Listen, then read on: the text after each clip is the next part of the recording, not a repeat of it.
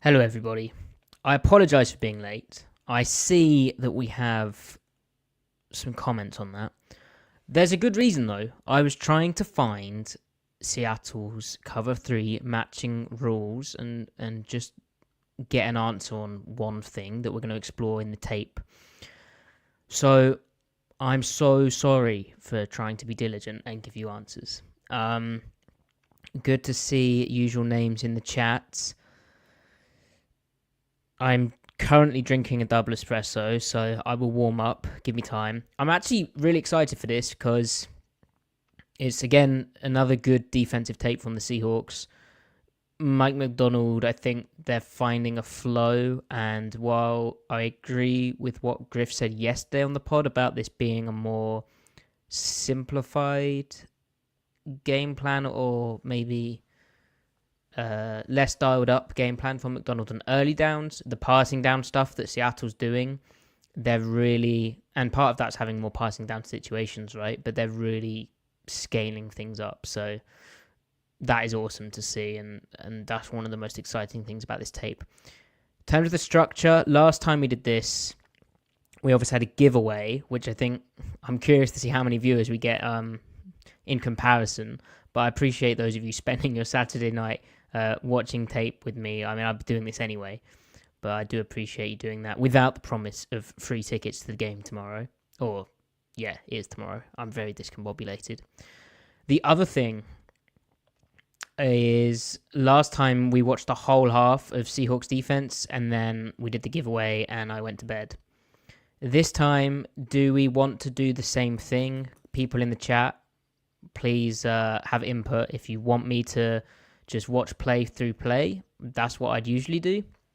Maybe I can share some cool insights in terms of, again, like my process when I'm watching defensive film. But if there's also a certain play that you want to look at, if there's a question you've got, if there's a player that you want highlighted or spotlighted, that would be great. And Misfit mentioning slow espresso machine. My espresso machine broke. I'm very upset, but my espresso machine broke. And what I'm currently using is one of those mocha pots, which is like one of those, the silver, very Italian type things, metal pots, which is okay. So when I call it a double espresso, it's technically a lie, isn't it? But let's not tell anyone. The espresso machine doesn't seem to pump water, and I think I'm going to have to take it apart.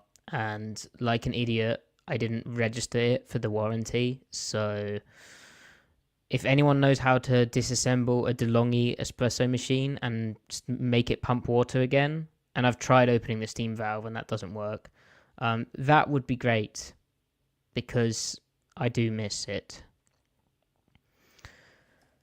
Ben asking, how big is Uchenna and Nwosu being back for the Seahawks for run defense and early down pass rush?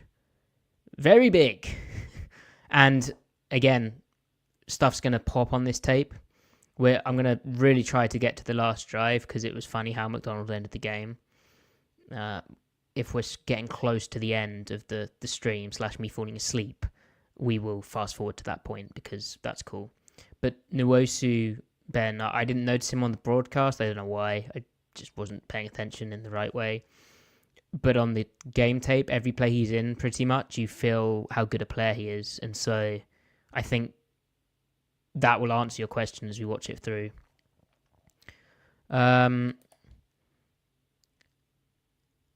Play through play, says Ben, but maybe make sure to show the worst runs at some point. Yep, that's good. I think as it happens, the worst runs will tend to be in the first 3 quarters. We'll see if we get that far, but I don't imagine there'll be too many in the 4th, right?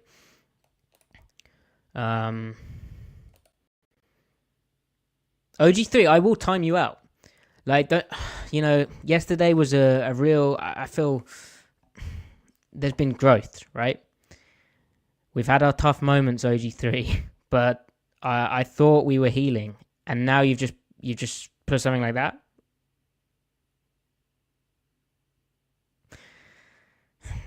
Yes, I've tried turning it on and off. In fact, I've got into the habit of staring at it, getting annoyed at it, turning it on and off trying the steam valve thing again, and it's still not pumping water. I do it like every 2 weeks. It's not the elephant in the room, but it is the DeLonghi in the room. It's really frustrating me. But anyway, thanks for the tip though, OG3. I'm watching you.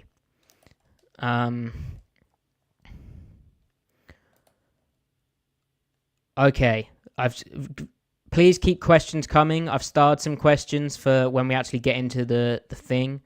I don't know. Do we need to do an intro? Do I need to just do a? Do I need to hit it? Someone needs to tell me to hit it to start off with. Brandon, my God, you're obsessed with this play. We'll get to this. But yeah, please keep questions coming. I hope you're all having a good Saturday. Hope you're excited for Christmas. We need to talk also about the pod schedule because next week I'm incredibly busy. It's someone important to me's birthday. And I don't know how I'm going to find the time to do everything along with preparing for Christmas and all that stuff. So anyway, that's damn right. That's damn right, OG3.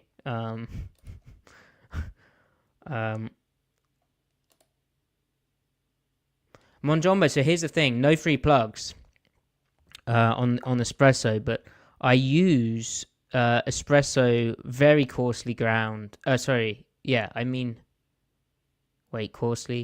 do mean... Oh.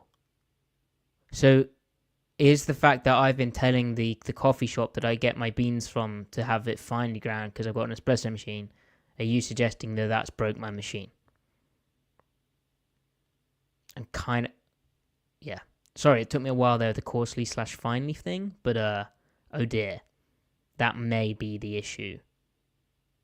It did seem to be struggling to get the water through the... But it's fine, not coarse. I don't know. Anyway, Algerian Coffee Roasters is where I get my coffee from, which is like a London institution. I'd recommend that if you're ever in the capital of England. Okay. So Brennan knows about coffee. So Brennan, are you telling me finely ground puts more stress on the pump?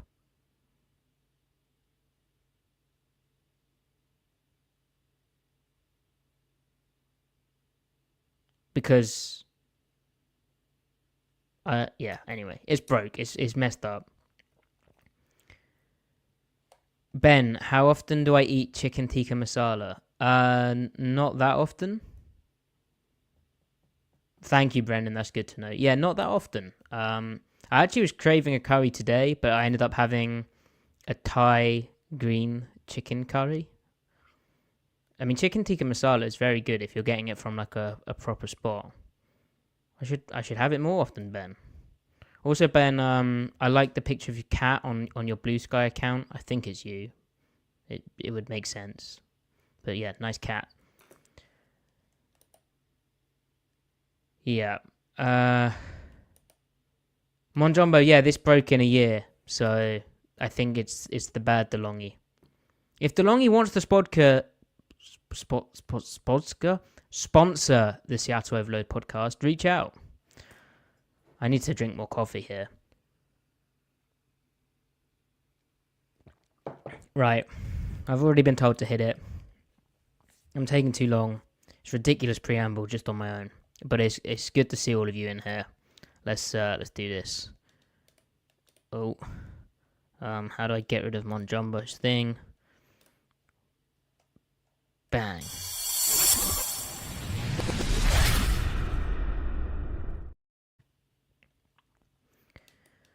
Welcome to the Seattle Overload podcast, where I am looking at the defense tape from Week 14, where the Seahawks defeated the Arizona Cardinals for the second time running. And for the second time running, Mike McDonald's defensive unit really caused Kyler Murray problems, didn't it? That's backed up on the tape, where the Cardinals really struggled to get stuff going in a lot of aspects. There's some stuff where when we look at this tape, and we look at it through the lens of what's coming up and the challenges still on Seattle's schedule. specifically the Green Bay Packers this Sunday, the Minnesota Vikings the following week, and then at the end of the season, the Los Angeles Rams. Those are games where, when you look at how Arizona was able to get some play action stuff coming open, and you look at how Arizona was able to run the ball against certain Seattle looks, you have some caution, or you are intrigued to see how McDonald adjusts and how the players continue to evolve. But honestly, I still believe that what we've seen from the defense is very much real. I think they're going to do okay. That could be famous last words, but I think they're going to do okay against these tricky opponents. And this is a fun watch because, like I said, McDonald caused Kyler Murray a lot of issues. He's getting into his bag on passing downs now. They have more of these passing down opportunities. And even with how they're stopping the run on the early downs, I know Griff was especially concerned, but I feel most of this game has kind of managed to decline where they know they're kind of going to give up the run, but when they need to maybe call something or do something to be a bit sterner against the run, they're able to do that. Whereas, when it was that bad stretch, they weren't able to do that either. Right. Let's bring up the tape. That's why we're all here, am I right?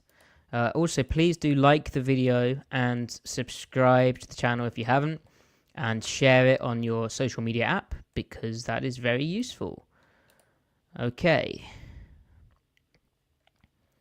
Let's put this in here, and let's do this.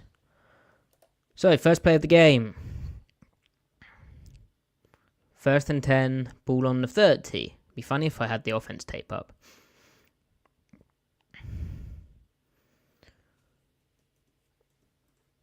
Okay, so first of all, this is an interesting thing you see Ernest Jones communicating with the 2D tackles to bump their alignment even before this shift.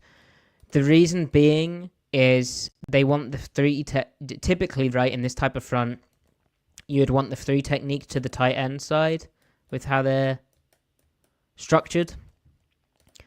But if there's 2 tight ends, right, like there is here, and one of them's off the ball like he is here, meaning he can block back like this, from an angles perspective, at the first level and the second level, it makes more sense to have this guy as the 3 tech and this guy as the nose. I think they give Ernest Jones quite a lot of leeway to adjust this. It's very interesting here how he did it almost before this shift of the tight end. And McDonald expressed some regrets about how this drive played out from his perspective, and he took some accountability as a play caller. And I think where he was coming from on that one is how often they blitzed and how often they played man coverage concepts on this first drive. And it just wasn't quite right for how the Cardinals looked to attack them. So here, I believe this is just cover 0. So I think this is a double edge pressure bringing these guys. There's the double edges, the Will, Tyrese Knight, and the nickel, Devin Witherspoon. Then Ernest Jones is still the Mike linebacker, right? And he's reading here. And then we have man-to-man, man-to-man, man-to-man, man-to-man. But how the safeties handle these guys releasing, it depends. It doesn't make sense to run through some traffic. I'm almost going to draw an accidental inappropriate object there, aren't I? I haven't yet done that, I don't think. But anyway, so they call in cover 0. This is a nice play call from the Cardinals to start the drive where they caught them in that look. I believe technically Spoon would be responsible for peeling with a back like this, but against under center in this type of look where the running back is directly behind the QB, it could well be that Ernest Jones is responsible for the running back every single way. Whatever the case, the running back does a good job of selling as though he is pass protecting on Spoon. Gets Spoon to try and beat the block, and then you see how that plays out. So very good first play call from Arizona. I was critical, I think, of Drew Petzing in this game. In the first time these two sides played, he came with a good opening script here, not just from a result standpoint. Obviously, they scored a opening drive touchdown, but also from a process standpoint. Like, he caught Seattle in bad looks for the calls he had in. But then as the game developed, I felt McDonald adjusted well and out-adjusted Petzing. And really, I was left a bit disappointed with what Arizona was able to put for Seattle. Because I want to see this defense tested. I'm really looking forward to Sunday night for that reason, because they're a very good opponent. And I'm hoping they can bring their best shot for Seattle, and the defense can answer that. Misfit saying our offense should run that play. They actually did run a similar type of play to Charbonnet, I think. One of the running backs, but similar design. And it did pop.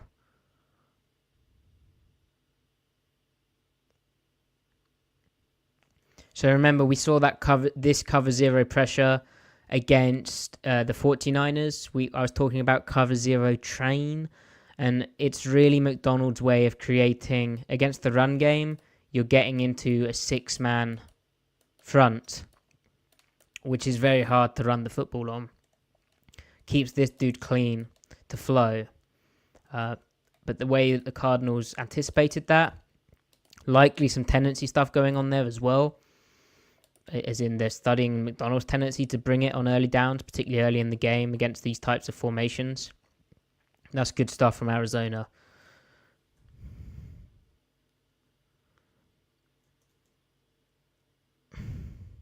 It's a good job from Byron Murphy here of recognizing that this is a bit too easy and seeing the QB setting up and understanding the running backs going out on a screen.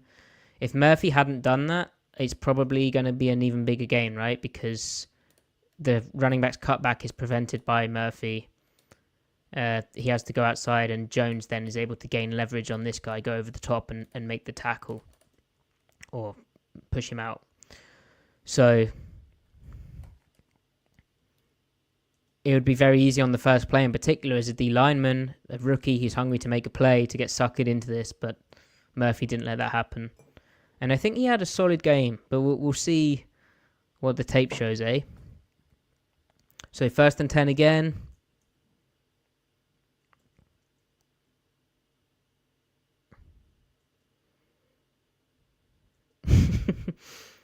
That's I don't know.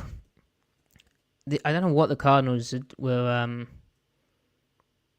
Man, that's a tough look for them. So,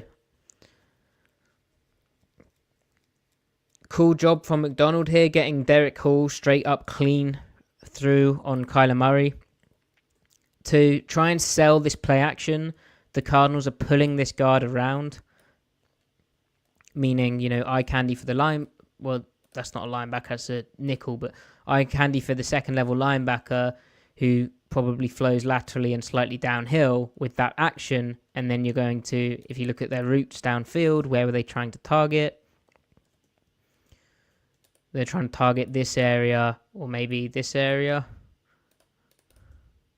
No, yeah, this area here, the curl. So that linebacker who might ordinarily be expected to go into that area is instead sucked down into here. However, McDonald's come with a great call. I don't think Arizona would be expecting this, in the sense that typically Seattle sets their well, I guess they could, but how they've set the front to the tight end side means they're able to bring 3 guys off this edge, and Arizona doesn't have enough people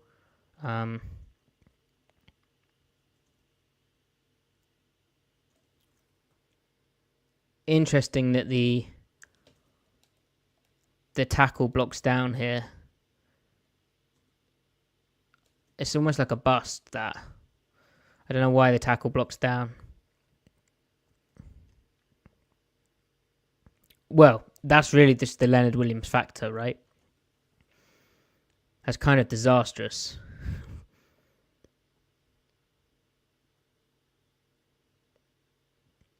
And then a heads-up play from Tyrese Knight of getting his hands up. Coverage-wise, on the back end, all I think we have is 3 deep, 3 under. So cover 3 fire zone, with the basic premise being we're going to bring the will off the edge down here.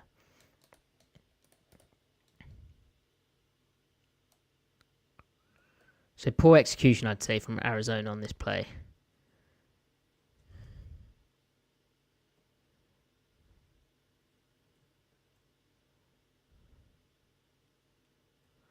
So the run defense is really benefiting from the defensive line just wrecking stuff, which sounds reductive, but it's not. Like the defensive line is very, very special. And now that they've got Ernest Jones behind them, a more assured vet who they clearly trust one another a bit more, and they're more on the same page, I'd suggest. That's just unlocking like further layers of the D-line being great, where the D-line are playing with more confidence and they're just able to wreck stuff more. So this is a very cool play call in a number of ways, and we'll just look at the run to start off with. So it's counter. Yeah, so it's counter. So they're trying to pull this guard as the kick out and then pull this guy through as the pull. And they're trying to run to that C-gap area that Griff and I were speaking about earlier. Or say earlier on yesterday's podcast.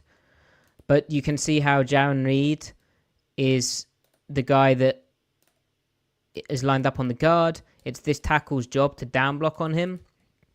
But Reed is just, his get-off is too fast on the football. McDonald's been praising Jaron Reed for a number of weeks now. He's obviously a relied-upon vet in terms of his leadership, but his execution against the run and his understanding against the run really shows up. This is a fantastic just wrecking play in the sense that... So we'll look at Reed and then I'll talk about this front. He's taken out 3 guys, basically. These 2 can't block him. And this puller, who's meant to be the lead blocker for this dude, is occupied by Reed. He gets picked out by Reed. So at that point, it's kind of good night. Because I'm thinking, really, I think it would have been interesting to see Connor just try and go here. But, you know, you've got 2 dudes just wrecking stuff. Yeah, Axel, I've got a good question on Tyrese Knight. We'll try and watch Knight on a few plays here. It should stand out, I think. So, great job from Reed where he's playing the 3-tech, his guard pulls, he gets off the ball, and he's able to shoot through both these. They're trying to almost double him, aren't they? And they're not able to. He just wrecks the lead block on the play, I believe. And that's good night for Arizona, because the ball has to cut back away from where it's designed to hit, and Tyrese Knight has had these 3 guys unblocked, and so he's got a clean path to the football. You would like him to be a bit more controlled here. He's obviously really trying to think, okay, the ball's going out here. You'd like him to stay square for longer and not turn like this. There's no reason to turn like this if you see where the back is and you're processing that all. But very, very fast. Obviously, we're pausing it, rewinding it, we're talking through the play concept. This is what we mean about a rookie taking a while, I think, in certain facets, and that should come with more reps. Anyway, so why the front is cool from Seattle is rather than playing this guy as a in the B gap, so as like a 4-eye here, they play him kind of in the C. He's like a heavy 5, and so this is where they're trying to run, but you're putting a body presence in there. You're forcing this guy to get involved as well and make a decision. It's a bit murkier for the offense, and then you can see how Leonard Williams is actually playing like a 4-eye or 4 technique and stepping into the tackle, but he commands the attention of this guy too. Is that a 6th offensive lineman? Is this unbalanced? It's just this 6th offensive lineman, isn't it? That's cool. But yeah, he rather than letting this guy clean release onto Ernest Jones, Leonard Williams is such a body presence in that area. That's why they play at that big end. This is what Red Bryant used to do for the Seahawks defense. Take away that C-gap issue in these types of fronts. And yeah, everyone kind of wins their rep, don't they, on the D-line. This from Murphy's high-level players as well, because as soon as he senses the center's going away, as soon as that guy goes away, where's the pressure? Where's the pressure coming from? Eyes to the pressure. Play the new guy. And, I mean, it's just incredible, just in general, watching tape back, how fast and how quick NFL players move and process things. But, like, look at Murphy's reactions here.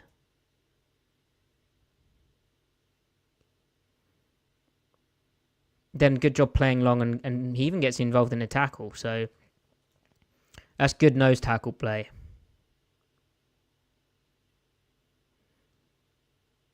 Now, last thing I'll say about this play on the defensive front aspect, I believe rather than setting... So this is like an under front, okay? In terms of, here's our 3 tech, here's our nose, here's our 5 technique. So we've set the 3 technique away from the run strength, which is this side, haven't we? There's our 3 technique, so it's under. But I believe this is what McDonald used to call rock laser. Do you like my writing? Basically, right or left. So rather than setting the front to the strength necessarily, he will set it to the field usually, or the boundary, or he can set it to the right or the left. So I believe here this is just under front set to the field.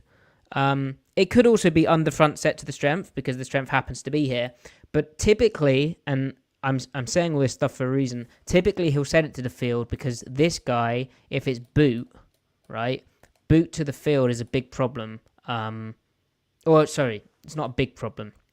It's a more common play than boot to the boundary, and it's more stressful on the edge. So, if you play this guy like this, sometimes he'll even play this guy like this, but if you play this guy like this, it creates this guy being able to rush almost one-on-one with this dude, and give him the angle to rush wide off the edge because the C-gap's more secure. And I say all this because later in the game, and we'll get to it, but you see why you'd set this type of base defensive front to the field. So we'll get to that, but Draymond Jones made a good play on it. Anyway, good run fit here of counter where you're basically blowing up exactly where they wanted to go, where they have boss on their interior 3 guys. Their D tackles are great. The linebackers don't even get touched on the play, which is insane. Like, no block is able to get to them.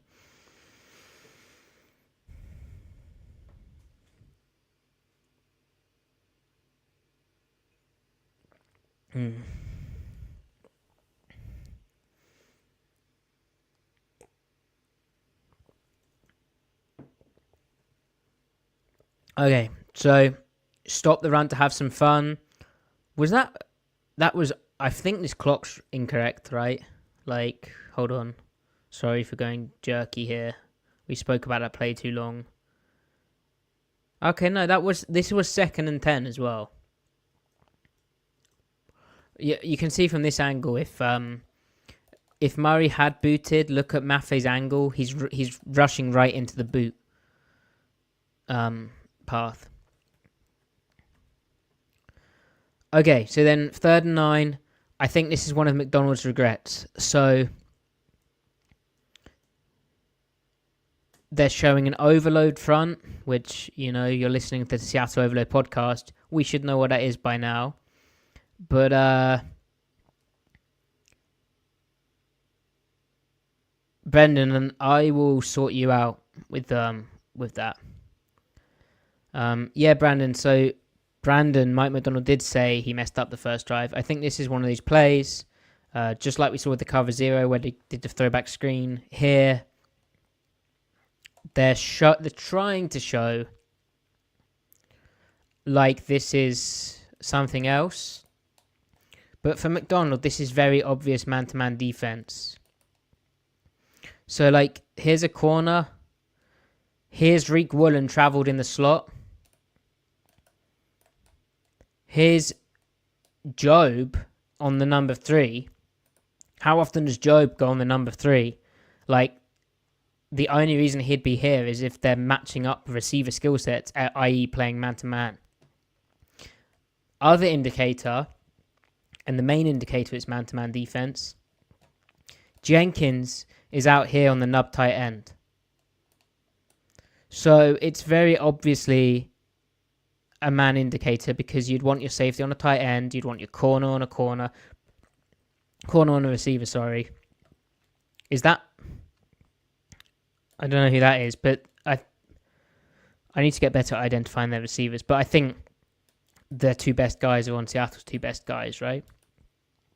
Anyway, so clearly man at the snap. Could be, you don't know what the safeties are doing, and Seattle's done a good job, particularly on the passing downs, of holding that too high shell and then, rotating down or doing it the other way or having both play like 2-man, which I believe this is 2-man.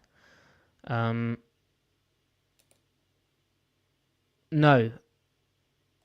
I think this is actually a cool instance of Love being on the running back.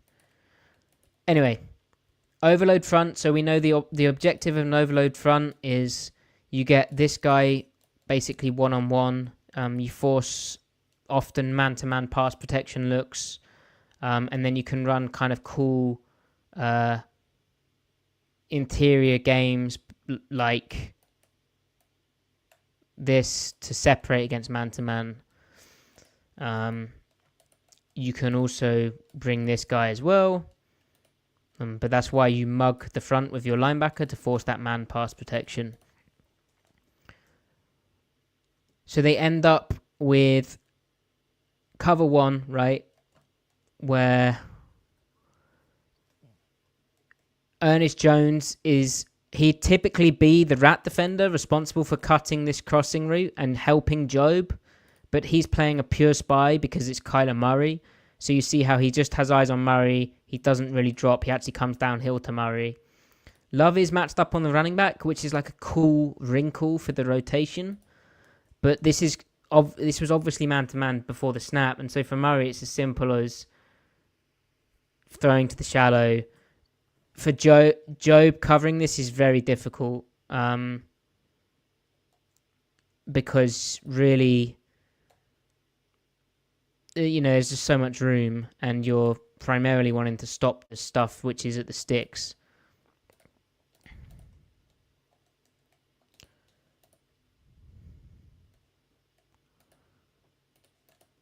Ben asking, how has Jenkins been since his return and his role as the third safety as opposed to Kayvon Wallace doing it? I think they're very different players. Obviously given similar assignments, but they bring different styles to it.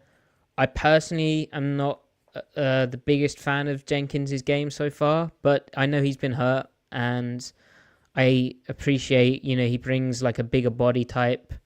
That's why they like him. I mean, on this play, he does a pretty good job on McBride, right? Even though I believe McBride's route is kind of just designed, like it's just shallow, isn't it?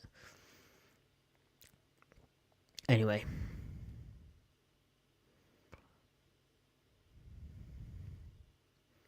So this would probably be one of McDonald's regrets, in that how obvious this was man-to-man on 3rd and 9, and how the most easy route wasn't really given the help that it usually would be to beat man. So it's like double bad from his perspective.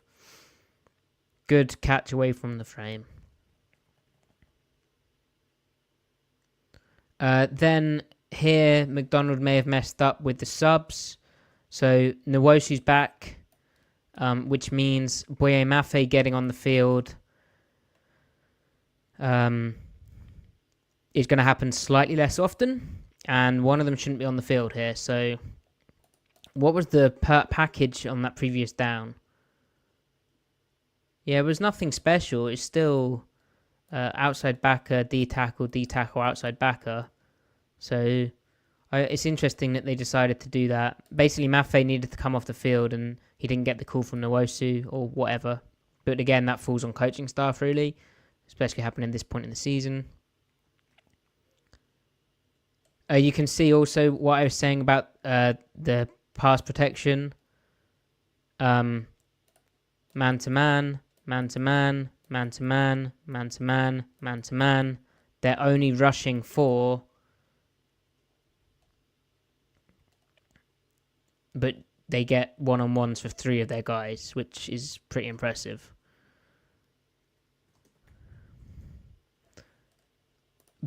Ben saying McDonald had too many sleepless nights with the new baby, probably. I mean, maybe. I don't want to get too personal, but I mean this in the best way. Mike McDonald's the type of guy who I could imagine just sleeps at the facility. Like, goes home on the weekends, except the weekends is when they have the football games. No, but I'm sure that was an adjustment as well. But I don't think that's why he... I know you're joking, Ben. Anyway. So, they needed to sub. They didn't sub very well. They stopped the run kind of, but not really. What goes wrong here? Yeah, so this is a Tyrese Knight play where this is bad. Yeah. So, bare front, even if they're ball fitting, right? Or like there's some almost 2-gap play coming on here. It would be the safety's coming down here, right? So, force, gap, gap, gap, gap, gap.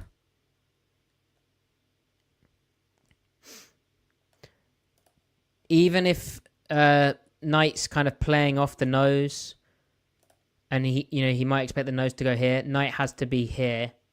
You'll just see he's slow, just keying all of this. I mean, he needs to be here. He needs to be here. And I think also this is an alignment issue for me again. There's some communication between Love and Knight about, I think, what side Bryant's rotating down, like what side the safety rotation is coming down to. This is kind of reminiscent of some of the issues they were having earlier about stuff, and obviously the substitution adds to the confusion. But Knight has to be getting here, and Jones, if you watch Jones here, well, we'll watch Knight again first. So you can see how there's this A gap where we need a linebacker in there, and there isn't one.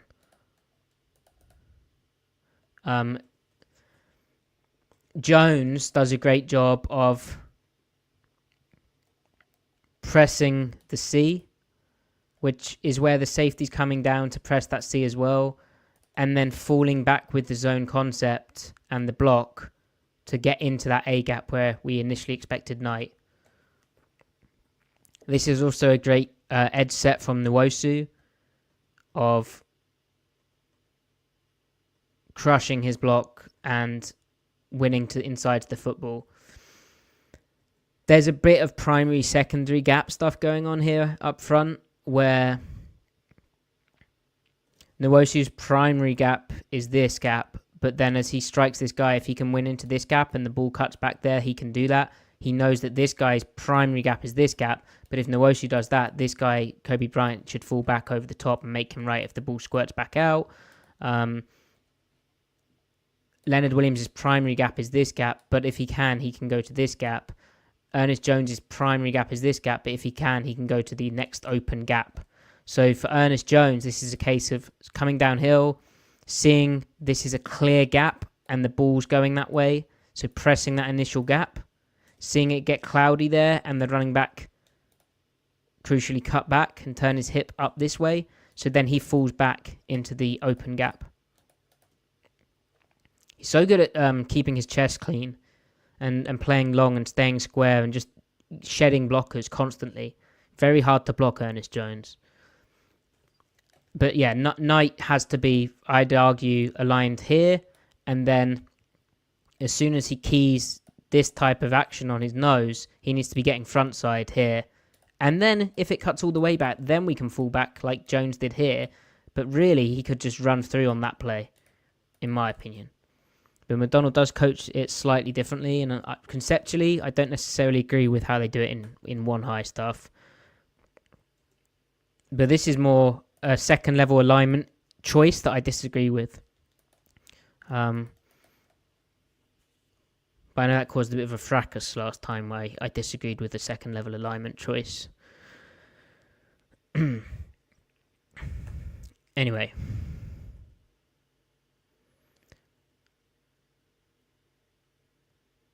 So another pressure from the Seahawks. Very similar concept to what we saw where Tyrese Knight was sent off the edge, but this time it's the safety because it's to the field side. So they're bringing so many guys to the strong side of the formation.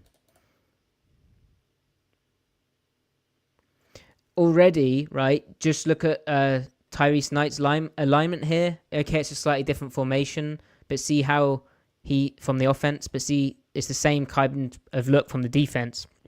See how he's tighter to his nose? So if this happens, he can get in there. Now, he does also know that the run's going to hit this way because of where the running back's located, right? But better. And yeah, they're blitzing the safety off the edge. Just, why would you do this? Well, offenses when they're... there's a running back shift which goes on. I missed that. Yeah, good alignment from Knight. So, offenses, when they're presented with this front, there's a bubble kind of here, or there's a bubble kind of here. So, we know they're wanting to run here or here.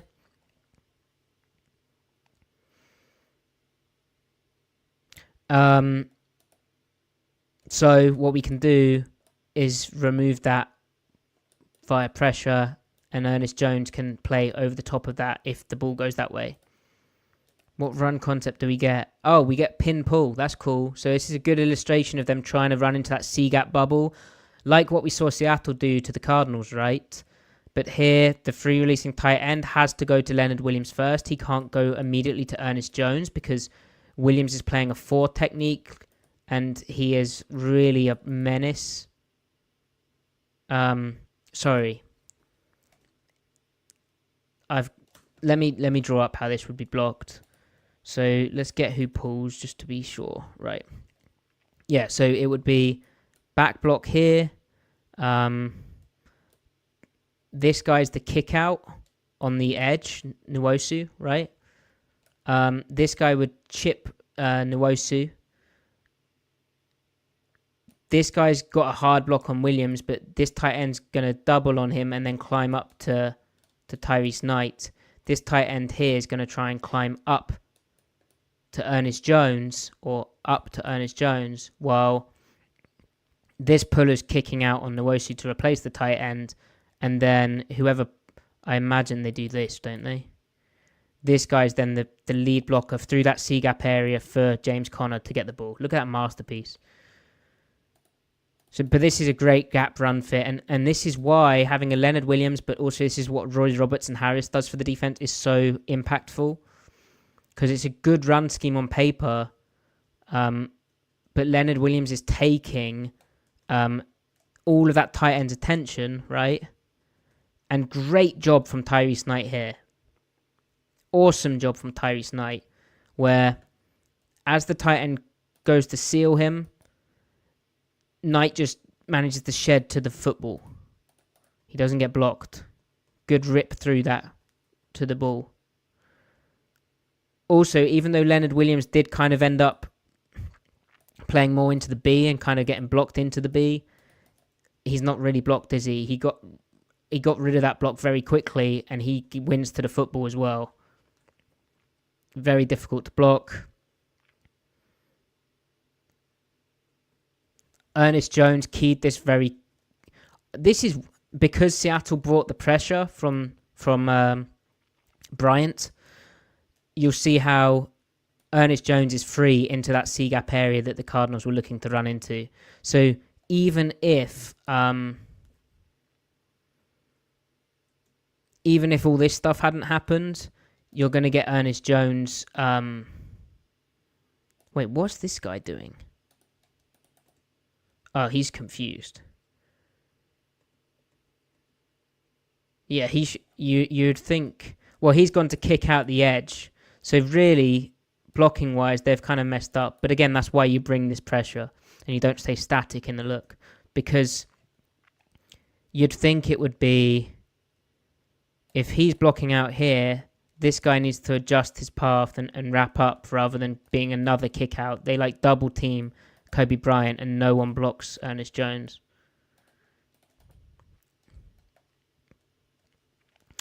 Also an awesome play from Hankins. I know McDonald referenced the Hankins play. I don't know if this is the instance, but as a nose tackle, a head-up nose tackle, which is what Hankins is playing, again, this is very quick recognition of my center's pulled. Where's my pressure coming from? Fight the pressure with pressure, get my hands out. And then, because he's pulled, right, this is essentially my gap moving over here. So I did have the A gap, but the A gap's going over here. So if I'm able to cross the face of this guy, because the extra gap's gone. And that's exactly what Hankins is able to do.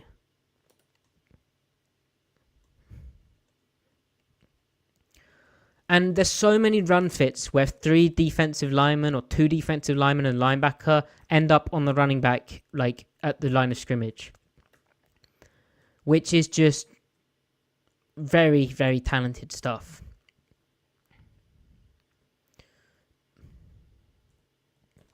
OG3 saying, by the way, the thumbnail for this video might be the best one yet. The dark blue turf looks really clean, stands out. Thank you.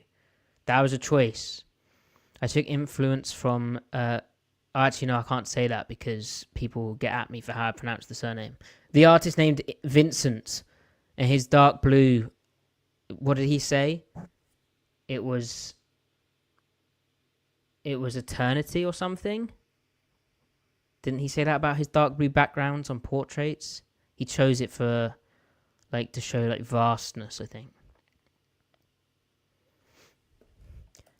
Brendan saying, crazy how agile some of those massive nose tackles are. I know, yeah. It's all so much like quick movements and reaction times.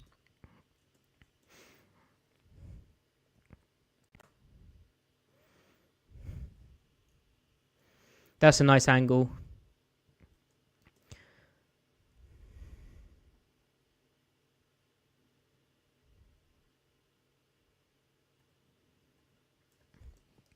And this is what Nwosu, I think, brings.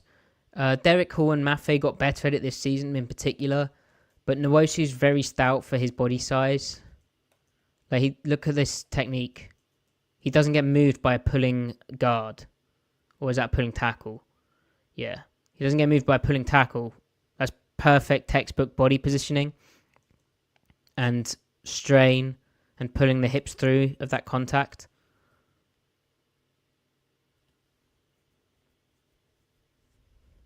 Also, this guy is not having a very good game so far, is he?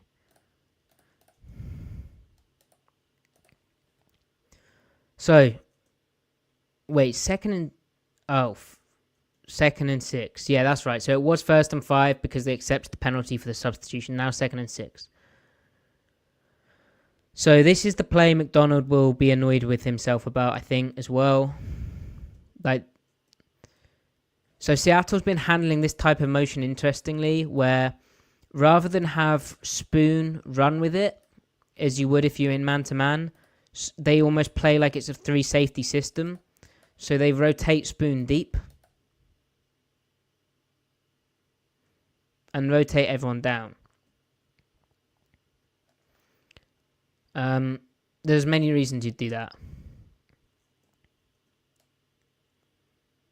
For a start, it tries to hide that they're in man coverage. I think coverage-wise, this is an interesting one. There's some communication between Bryant and Julian Love here. If you just watch Kobe Bryant's hands.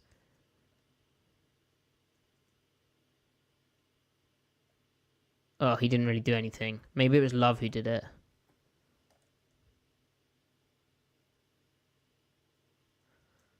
Subtle stuff, but they're basically communicating how tight these two are. So the corner's locked on this number 1, and depending on how these guys release, I believe is depending on how these guys are going to pick them up. So what they end up getting is an alert from Kyler. I think recognizing that they've got some type of opportunity for this shot. Love is like playing the guy who goes underneath, and Bryant's basically playing the deepest guy out of these two guys, but they're reading these two guys.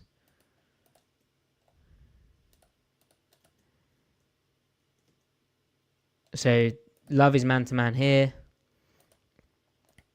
And why this is tough is they keep 6 in pass pro. Or 7, or 6 in pass pro, and so it's very hard, along with the play fake, for Seattle to get a pass rush. And you see how Bryant's responsibility here is very, very difficult, because he's playing like pure man-to-man over here. I do wonder what the actual call is. Like,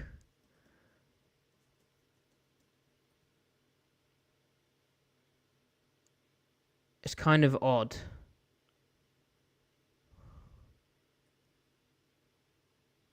Like, was this a blitz from Ernest Jones adds on late?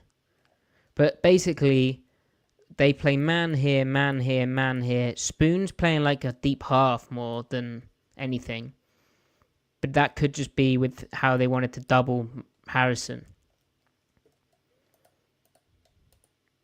Anyway, what it means is Bryant's on a big island in, I believe, man-to-man coverage technique. And although his eyes don't say man. I don't know, maybe it's cover 4. Either way, he's playing as though he doesn't have much help. And from a leverage perspective, you need to defend this type of route, which he does. But then there's all this space to access, and you've got a quarterback rolling up to buy the time to launch the deepest type of throws. A very bad situation for Bryant to be put in. So that's the result. And I think, as Brandon referenced, this is what McDonald would have had in his mind of not the best way of doing it. And generally, and you could, I haven't watched enough of defenses across the league, but generally, the types of plays which cause Seattle issues often come off motions or shifts where teams start in like a slot and go into like a trips look like they do here, or they're in a trips look and then they go into a slot. I think because there's different checks that these guys execute depending on what look they get, and sometimes the communication breaks down. Sometimes probably the call McDonald had in for the first look was maybe better than... Yeah. But that could be the case, though. I'm sure it is the case league-wide that that's an effective idea. But it's something that if they self-scout, which obviously they do self-scout, it would be interesting if they're able to improve on that. They being the Seahawks, obviously. All right, so that's the touchdown. There you go.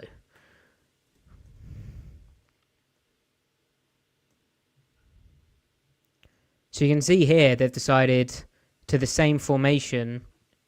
They're playing cover 2. So now we've got Bryant in a deep half, Witherspoon's the flat defender, and they've got a big nickel in Rayshawn Jenkins in there. This is just like a hybrid type role. The reason it's important is you want... Back in the day, this would be like an over front. So this would be a Sam linebacker. But obviously hybrids, getting lighter, being able to match up more with tight ends, being more coverage versatile, it's cool for a defense to be able to have this type of role. And also Spoon can do this, but you don't want him doing it all the time. From a body perspective, even though it's remarkable, touch wood, how well he has been able to hold up. Also, it's nice to be able to have Spoon on the outside at times. Ben saying, I wonder if Mike McDonald's talking to Ernest Jones in the headset like Sean McVay did to Goff in 2017.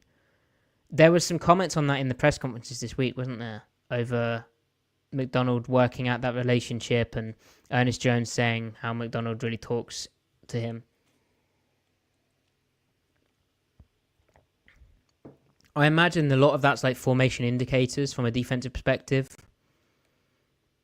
Like, this split means this, or like it's 90% this, or be alert for this. But yeah, I'd love to hear that. It'd be so cool. So here, another really good run play, and an important point, I think. So McDonald believes in building a wall on defense, right? And these edges always kind of forcing and boxing and staying outside of the run and forcing the running back to cut up inside, or if he's determined to run further to the outside, bubbling out and to then get to the outside. So forcing him to change direction either way. He doesn't really spill with his ends unless there's a movement, and he doesn't move too much. Spill being taking it on with the outside shoulder and forcing the ball outside like that.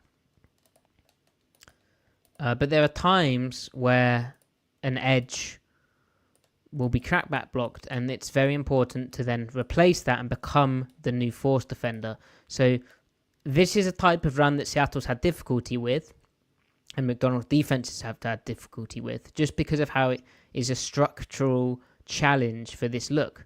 The linebackers here are aligned really tight as well, which is odd. Maybe they're anticipating this guy going back.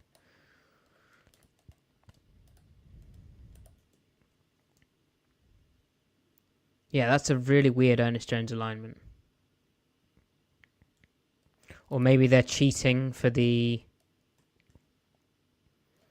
Maybe they're cheating for this drop in coverage. Anyway, track back on your edge. Jenkins does a good job of flowing over the top, striking this guy. Also, because Draymond Jones is so fast into the backfield, it forces the ball off very quickly. And crucially, Ernest Jones, even though he aligned tight, is able to work over the top. And at that point there, Ernest Jones has almost replaced where Draymond Jones was on the play.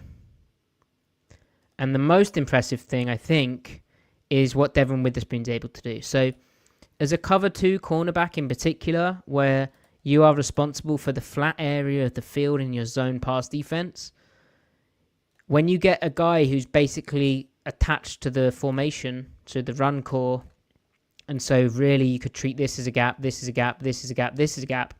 It's very important if you get run to be the edge of the defense, because this safety isn't. He's over the top of you playing his coverage first. So this is cornerback force, essentially, when the run goes outside here. Or cloud force. And Witherspoon does a good job. It would be very easy to dive in here, and then the run goes here. But Spoon does a great job of engaging the block, keeping his helmet to the outside, fighting through that block, and making the tackle, which he's joined by Ernest Jones. But that's a big, big play from him. How is he able to make it so well? Because his number one blocks down on his big nickel. So what we get is crack, crack. So this guy gets cracked, I need to replace him. But if this guy gets cracked, Spoon, who's in that deep flat area of the pass, in that flat zone in terms of his pass responsibility, he can now come up and he can be the new force defender. And this is a great way of playing. It would be very easy to try and run around this as well and get at a different level to your D-line. And then you basically block yourself out the play and it hits here. But this is looking to knock back the block and strike the block, hold your depth, hold the line of scrimmage, and then win outside. So that's a fantastic job. Similarly, really good flowing to the ball from the backside on Ernest Jones of getting over the top, showing in this gap here. And so really, it's a vice on the football from these two guys.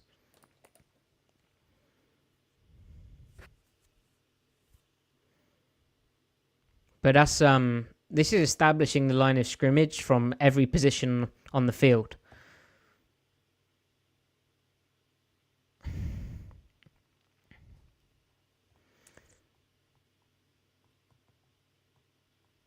And the cool thing about playing cover 2, when you get run action at cover 2 like this, because this guy is responsible for the flat, he can be your new force defender. But it requires savvy corner play and corners who are physical and able to tackle. And obviously, Devon Witherspoon's all those things.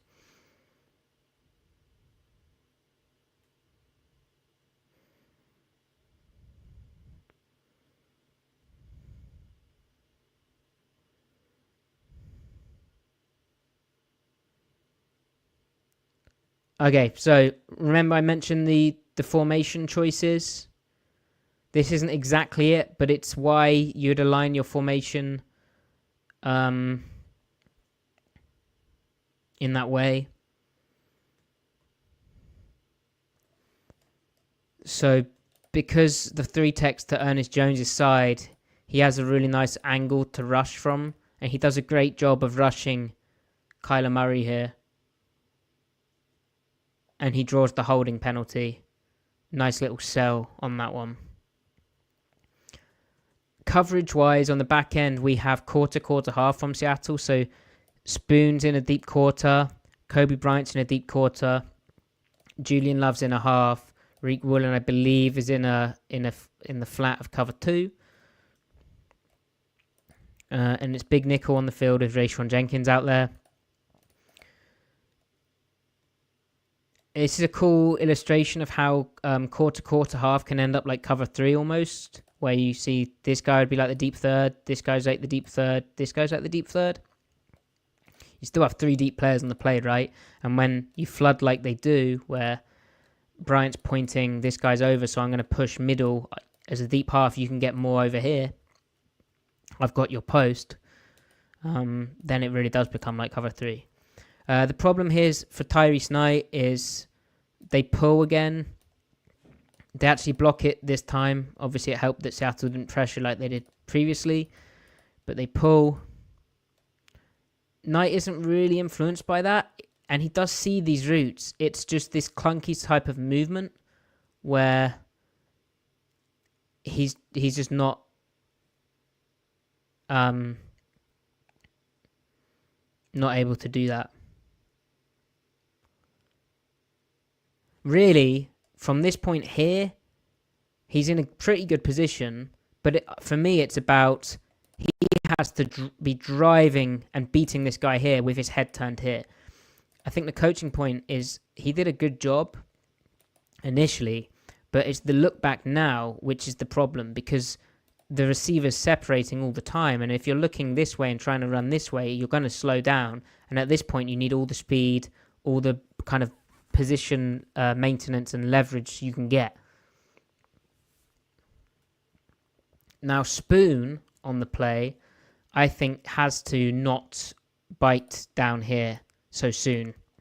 He should be getting his butt to the sideline, in my opinion, and looking for stuff coming here and playing deep to short. I don't know how they coach it necessarily. That's just my opinion. But there's nothing really taking him this shallow. He should be here with his butt to the sideline, reading the QB's shoulder, which is pointing right down here. And then when the QB's shoulder starts to point here, that's when he should come down to that. But Woolen sort of gets tunnel vision on that route and doesn't really observe what the quarterback and the route distribution is telling him. And it's a flood concept, isn't it? So Knight was probably expecting a bit more help as well. But ultimately, on the backside of quarter half, this weak curl defender against this type of flow where they put one guy here and then three guys like this, he becomes like that weak hook player in cover 3 where the deep half can take this route, but this route across the field, like imagine if this guy had gone deep, right? Woolen sinking under that, this route across the field is this responsibility.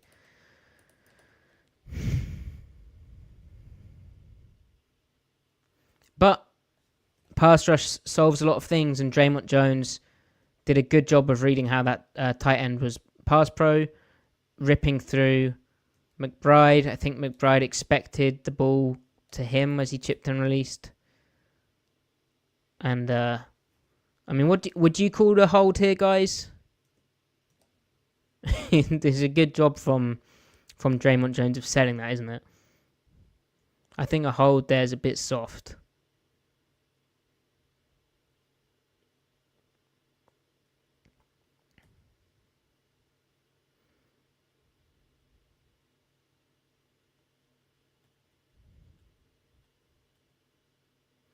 Okay, so this is the thumbnail for a reason. So on the 2nd and 19, this is high-level football from Ernest Jones. You think Jaron Reed was held? Interesting.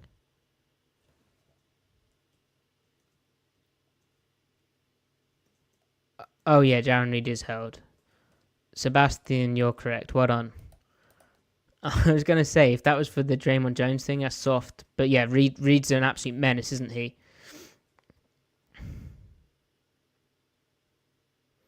That's the thing, like, the D-line's keying things so fast because obviously this is dressed up to look like the play, look like a run. And the way that down block progresses as well. But Reed's just so quick off the football and so powerful. Like, he's beating blocks in ways that shouldn't happen from an offensive perspective. So I know the Cardinals' offensive line is not the best, is it? But I think they're able to do so much with this defensive line talent. And the only thing which had me concerned about that was how the second level was playing in previous weeks. But now Ernest Jones is here. It makes a difference. So this one's just cover 3, where Kobe Bryant's going to come down into the strong hook. So it's cover 3, strong buzz. Spoon is in the curl to flat. Woolen's a deep third. Job is a deep third. Julian Love's the post third. Tyrese Knight is the weak weak curl flat player, and then we have Ernest Jones as the weak hook. And in cover 3, like this, how they're running it here, the weak hook player is responsible for the 3 receiver vertical. So if this guy goes vertical, if this guy goes vertical, if this guy goes vertical, if this guy goes vertical, The post player is going to help on this seam. The corner's going to try and midpoint between these two seams, these two vertical routes. Sorry, that's not the post third player, is it? Let's get rid of you. The hook curl player is going to overdrop to the number 3 and be in this window here underneath. The post third player is going to work to the post and help on this route here. But this route here, with the corner run off here, the number 3 route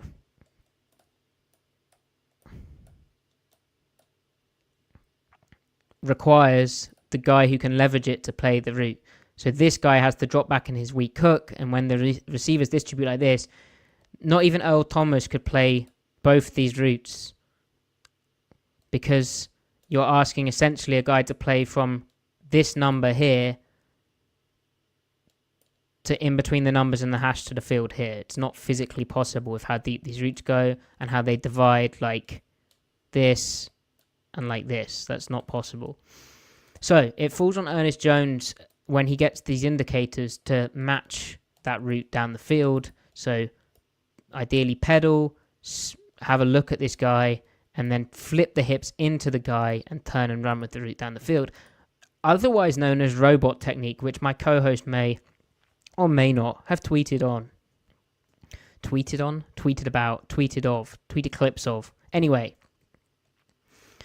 So, watch Ernest Jones. Reads run pass, so reads its pass. Immediately is aware it's a drop back, gun drop back. The back is out, and he is looking at this number 3 with his hips turned into him. And he's opening the hip while running down that hash, because the route, if it's a threat to him, is going to break on that hash and then start curving here. Awesome body positioning, awesome eyes, awesome everything to start off with. So robot, get in the hip pocket like Ernest Jones is trying to do here, Misfit. So if this route had kept going, and Misfit, you should just search Griff's Twitter, but like Jordan Brooks robot, he would be man turning and turning all the way down the field and running with it, even though everyone else is playing like zone in the underneath. Now, Ernest Jones at this point understands that the route is not threatening his zone. It's not the type of route that he needs to match, because rather than this guy stemming underneath his strong hook and going to his hash, going to Ernest Jones's hash, he starts trying to run through the strong hook defender, Kobe Bryant, and bending out again. When he sees that happen, he knows, okay, the primary threat to my weak hook against this type of distribution, or what looked like that type of distribution with 3 going vertical, and the gun drop back concept with the back out, that's not there. So I can set up in my zone, so I can stop flipping my hip out here and looking for this guy, and I can square up, get my eyes to the quarterback, and think, well, if this guy's not a threat, I haven't seen either of these guys be a threat, probably something coming from the backside. I can play from the hook into the curl. So, Ernest Jones straightens up, flips back, just at the right time as the ball coming out. Kyler doesn't think it's possible for a linebacker who's had his hips flipped like this to make this play, but because Jones has the requisite depth, the body position, he's able to break right into that window and intercept the football. And as with all zone plays, it looks so simple. It's like, oh, he just runs backwards. He sees it's not a threat. He pivots back. He sees the ball come out and catches it. But there's so many keys that go on here, and feel and timing, and yeah, you have to really praise Ernest Jones. And I think these are the types of plays where he has the tackle numbers to be an all-pro, but making coverage plays like this, I really do think he's in with a very strong shout of being a all-pro linebacker. And Misfit says the scheme defensive call helped making him free to do that possibility. Yes.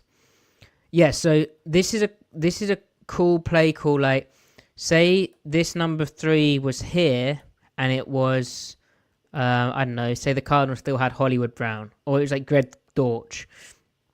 You don't want, I think, Ernest Jones' speed matched up on that. He's not like the quickest guy. But for Trey McBride, this is a nice call. It's also cool from the seat. It's also a cool call. It's also a nice idea from McDonald here, because it's the first time in the game he rotated this dude strong and span the weak safety to the middle third. So it's a different layer. But Kyler just thinks that Jones is never going to be able to do that because he doesn't have eyes in the back of his head. But if you're disciplined in your landmarks and how you set up with the quarterback, you'll make plays like this.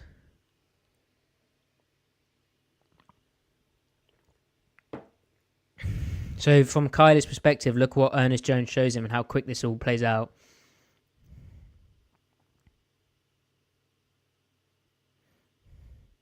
That's tough. Was the pass rush good as well? Yeah, nice job from Draymond here of rushing speed to power. And an awesome rep from the 2 defensive tackles, running like a little tackle game. So again, the pass rush kind of forces this.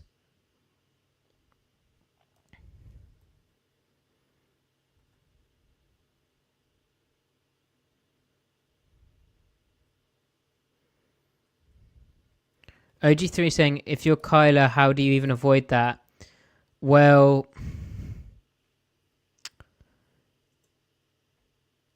you just have to understand NFL windows.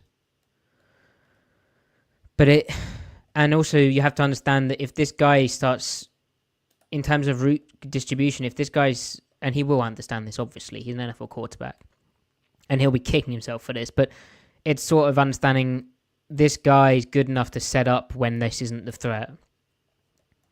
Like, the moment Ernest Jones will get an indicator that this, like, it's a threat right now, and he's looking at it. The guy's vertical and he's stemmed slightly inside. He's in between. He's underneath my strong hook, so he's a threat for me. The moment Ernest Jones understands that he can start this isn't a threat to him, and he can play back to his zone and break on the ball, is like now. Because the guy's now going on the hash and he's running right at my strong hook. Like, the only reason he'd do that is to do this.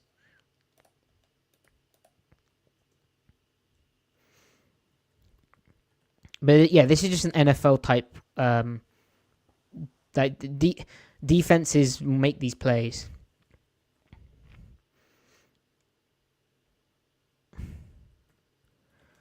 Brennan saying the amount of information these guys have to process in 2 seconds is crazy. Yeah, it's nuts. Like, for instance, and again, that's why, like, the high level linebackers, they make it look so simple when there's so much going on here. Like, formationally, they have to recognize that it's 3-by-1. They have to know this guy's coming strong, which they don't always do. So I'm the weak hook, so my threat is this guy. If we get 4 verts or this guy running down like this, they have to understand so many things. This is a crazy job from Spoon. What was the down and distance here? 2nd and 19? Yeah, look how aggressive Spoon plays here. So he's a curl flat player, but he chooses to play, and I'm sure they game plan this partly because they know how the Cardinals do stuff like this. But watch Spoon's take back here. So it looks to reroute the number 2. The 2 kind of reroutes himself by running around that. So then it's aggressive as hell in here, knowing the corner's going to pick up the 2. This is stuff like Walter Thurmond was really good at playing curl flat like this from the nickel spot.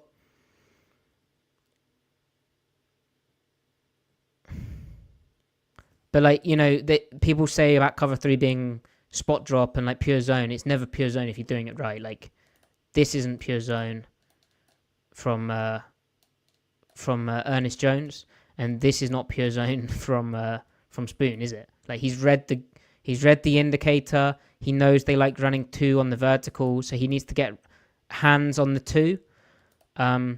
Why it's important for Spoon to get hands on the 2, and I think we spoke about this before, but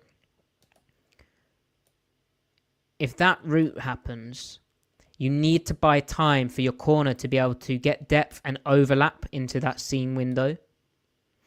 So you need to reroute it.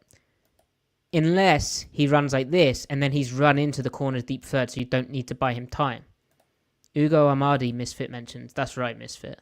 There you go. So look, he's rerouted himself. So where's my threat now? Here. If you pause it at the snap, at the decision Kyler makes to throw the football, so like just general route timing stuff, where's the ball going? It's pretty tight coverage from everyone, right? Job is playing the deepest threat into his zone, which is the correct decision. But timing-wise, the ball can't go there. It's a very good cover 3 distribution from the defense here.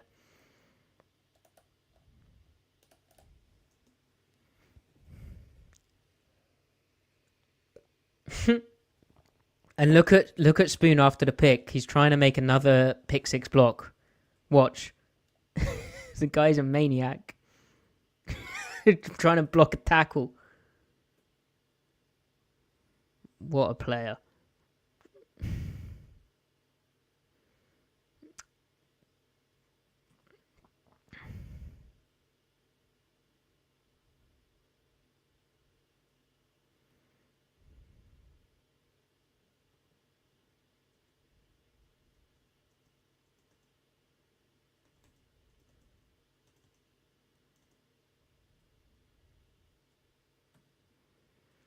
Okay, so next drive.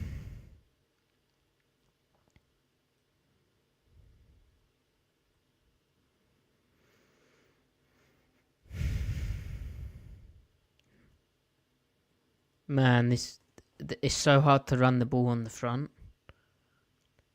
A lot of the plays in this game, the linebackers don't really do anything because the D-line just wrecks the crap out of stuff. Like, look at Leonard Williams here. I don't know how you block this. Like, that's understanding he's being comboed, so it's playing really thick to the nose and getting this guy to come to the combo.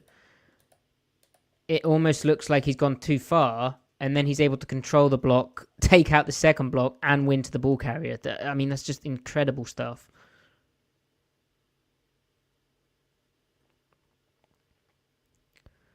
And from a linebacker's perspective, from Tyrese Knight here, it's quite difficult to read off all this, but ultimately he does win to the ball, which is good, obviously. I believe Williams is probably responsible for doing a bit of this if it's a play fake. So that's why he's opening like this. But yeah, Leonard Williams playing out of his mind still.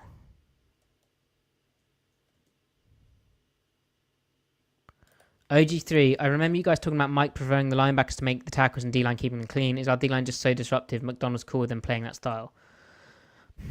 So he wants the D-line to reset the line of scrimmage, right? And play like the primary, secondary gap stuff at times, like we saw just Leonard Williams do on this play. But yeah, I do think the D-line is so disruptive that they've become more of that, right? Like more the stars.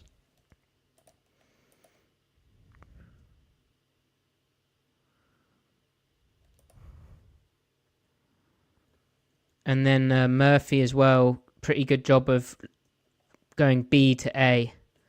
So Murphy's bumped into a 3-tech. His primary gap is this gap. But if the ball declares... it's not that, is it? It's... If the ball declares up here, try and win into the secondary gap, which Murphy's able to do. Lockout, peak, see the ball declare inside, shed to the secondary gap, or even it's like the third gap, isn't it?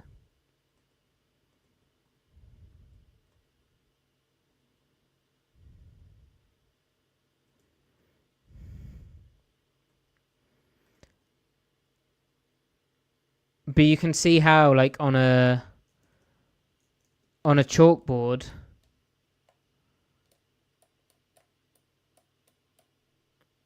that they have the numbers. This is if we go to the wide copy, Seattle shouldn't be able to do what they do here from like a numbers perspective, and yet they are able to. And it's just D-line playing incredible. Alright, so this is Kobe Bryant making stuff right. And this is why I was late coming on the show, because I wanted to understand what exactly happens here. I think it's very weird.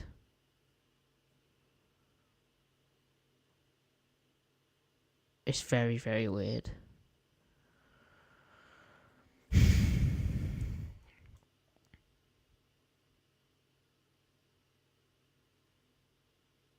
Chase asking who's our blue chip players who look close. Leonard Williams is a blue chip player. I don't know if anyone else is yet, but they're all playing very, very good.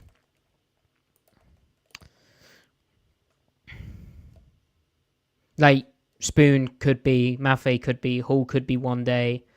Woolen has the potential.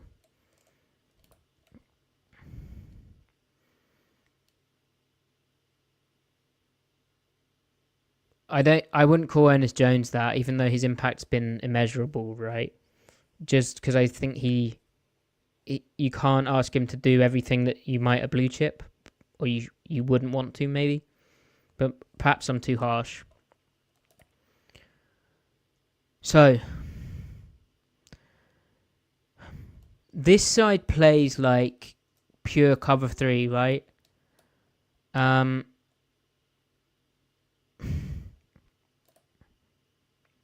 It could be that this is a zone, like pure zone side. And then the linebackers play like cover 3 lock, which is like a type of matching cover 3. It's also play action. How I understand, if it's cover 3 match, right? What I got the answer on. What I got the answer on is in cover 3 match with McDonald, which he calls cover 3 lock, the corner is man to man on the receiver unless he runs shallow. So they call that mush, which I assume means man. I don't know, but yeah, they call it a mush third. But Spoon runs with the shallow route. Woolen runs with the shallow route. So that's weird. I don't know why he'd do that. Unless he just thought it was man and they were wrong. Love plays like man-to-man. But if this was cover 3 match, Love would be responsible for playing a danger flat. So playing a vertical of the number 2 on his side.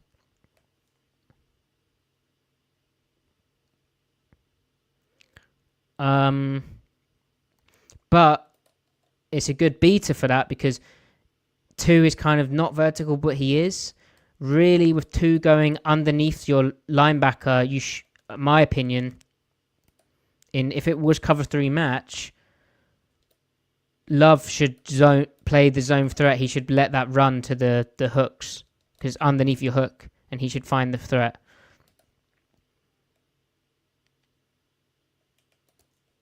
So one of Love and Woolen is incorrect here because typically with this guy underneath, Woolen should then get depth into his deep third and find the work. But this being underneath, like, you wouldn't match that route. I don't know why Love played. It's like this side thought it was man-to-man defense, whereas this side played cover 3. Anyway, clearly something went off here, and once again I go back to the motion, right, causes the issue. And it's from trips this time into a slot up here. And I think, as I said before, these types of motions are what are causing them serious issues. So hopefully they can correct that. Anyway, fortunately, Kobe Bryant makes one hell of a play. So whatever the defense they're playing, Kobe Bryant's in the post. So he's the middle third defender, responsible for post routes and seam routes. And this is so confident from him. It's so nice to see him do this after getting in a tough assignment, getting beat by for a touchdown by the tight end. But to be able to plant and drive like this and take that angle to the ball, because that's a touchdown, you know. But not being gun shy, making this play.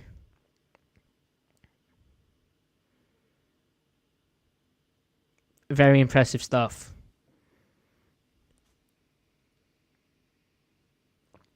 And it's so cool for him, like, to, you know, he's had a tough path, tough journey in the NFL. They brought in Rayshawn Jenkins, and yet he's kind of taken Jenkins' job.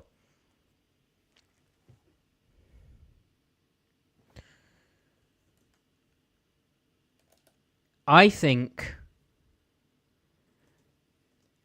this side thought it was man defense. Love's pointing out here and here. I think Knight was man here, Love was man here, and Woolen was man on the 1. And after the motion, I think the left-hand side plays cover. They check into cover 3, but the right-hand side never gets the check, is my take.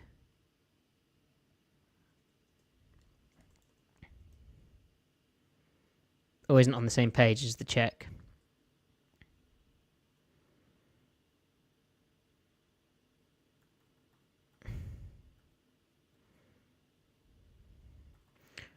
And the receiver didn't really help Kyler on this play, but anyway. Like, to break like this is crazy to me. He should be breaking here. I don't know why he ran himself into Kobe. Why is he drifting? Anyway. Not my problem.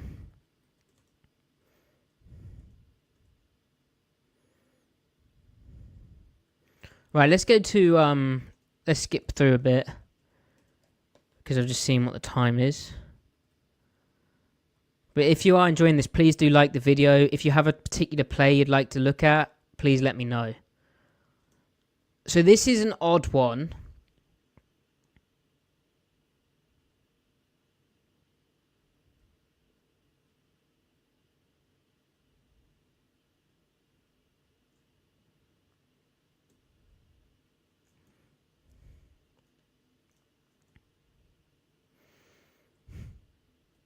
These are the types of runs that are going to hit if they play it like how they're playing it. So they're wanting to play too high so that they can have 4 defenders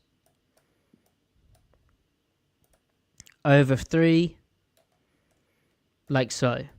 But certain formations cause issues for that, like walking out Ernest Jones here and simultaneously saying, hey, we would like for you to be able to play into the B-gap bubble, is tricky. I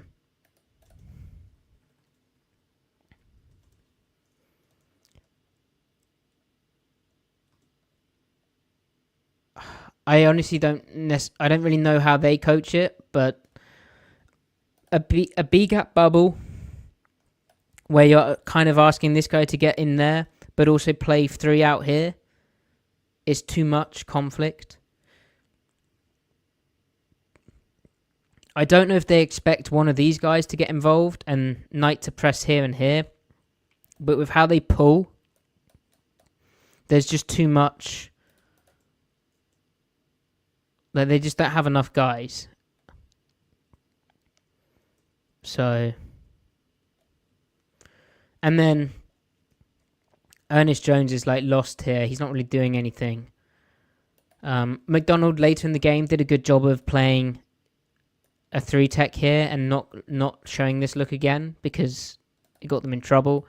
Unlike Arizona, who when we looked at how the Seahawks were able to run the ball on that front, they kept doing the same look and causing the same issues for themselves. Love's tackling this season has been amazing, but this is the difference, and this is how, like, when runs like this hit, because you're light and it hits downhill right through the path through a big hole, the tackle becomes even more difficult and misses will happen, as we've seen with players like Condre Diggs, right, who's ordinarily a very good tackler, but when you're put in high stress situations. And so Love would have made the tackle at 10 yards, and instead it goes for like 20 something. This is, though, what I was meaning about it being kind of managed decline, in that this is a soft look to show against this front. You know you're weak here. There are ways, as McDonald showed, to not be in this look and not do this again. So it's somewhat a known concession. It was a nice move by Connor that caused the missed tackle. You're right, Brendan. You don't understand. Ajaz saying you don't understand what Tyrese Knight's doing. So Tyrese Knight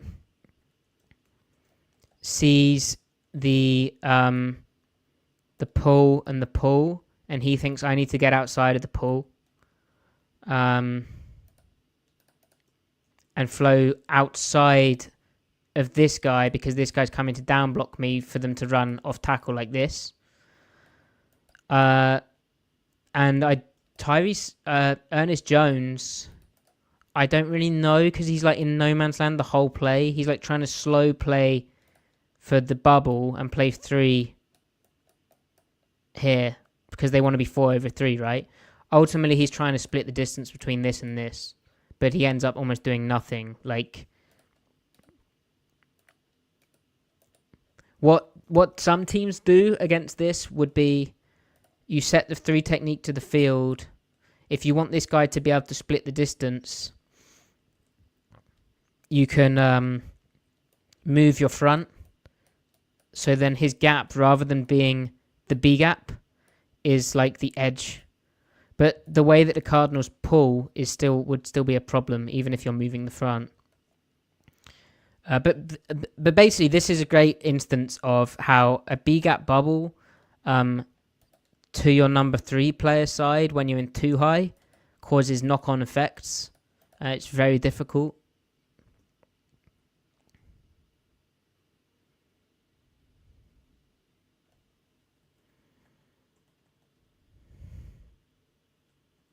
Let's skip through. But like, I don't want to downsell how good the D-line was and how good the run D was. Okay, so cool play here. How good the run D was when they were trying to kind of get after it. So third and 8. Remember the Aaron Rodgers pick 6? Same concept here, where they're going to bring both edges.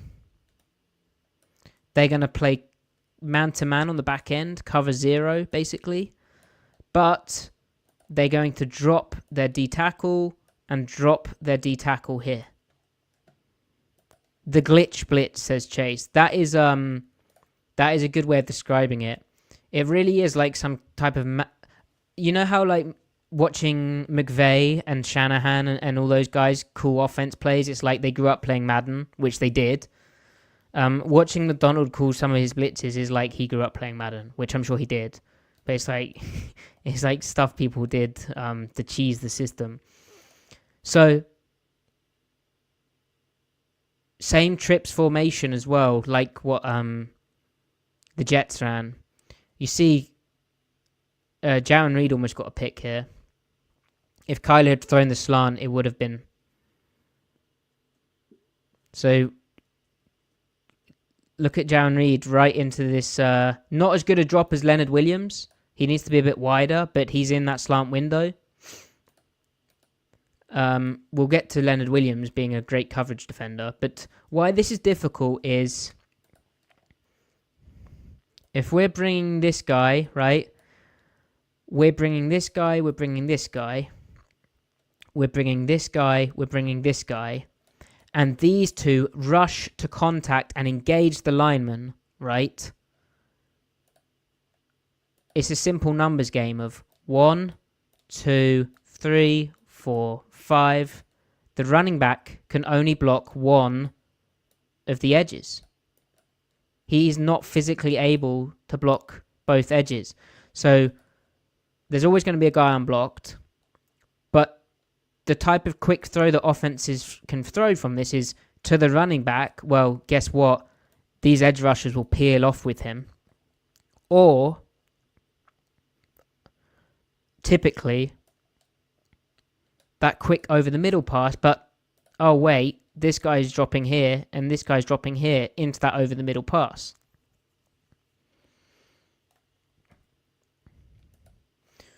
I would be interested in seeing more teams run like a quick out, but ultimately you're forcing a check down. McDonald loves this in the red zone and the low red zone for that reason, because this is a 3rd and 8. If you throw a quick out, like, or a quick hitch here, 1, it's right in the rushing lane. 2, the tackle's probably going to get made short of the sticks. This guy's got depth. So it's very difficult. He calls these about twice a game. So anyway, Murray opens to the running back side, and you'll see how they peel Rayshon Jenkins off. So that's covered up nicely. Reek Woolen has a good rep of step kick press. Look at the foot.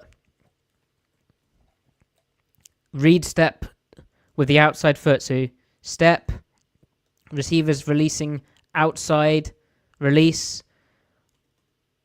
kick with the wide outside release, get one hand on. Disruption. Good patience from Woolen, good read of the release, good job being disruptive. Timing slightly disrupted. Not much room for this throw if it were to go to the out.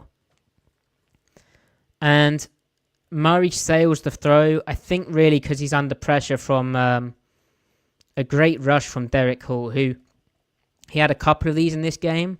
His bend through contact has been something Griff spoke about for a while, but he's starting, as Griff said as well yesterday, he's really starting to work his feet and his angles and understand where to rush the quarterback.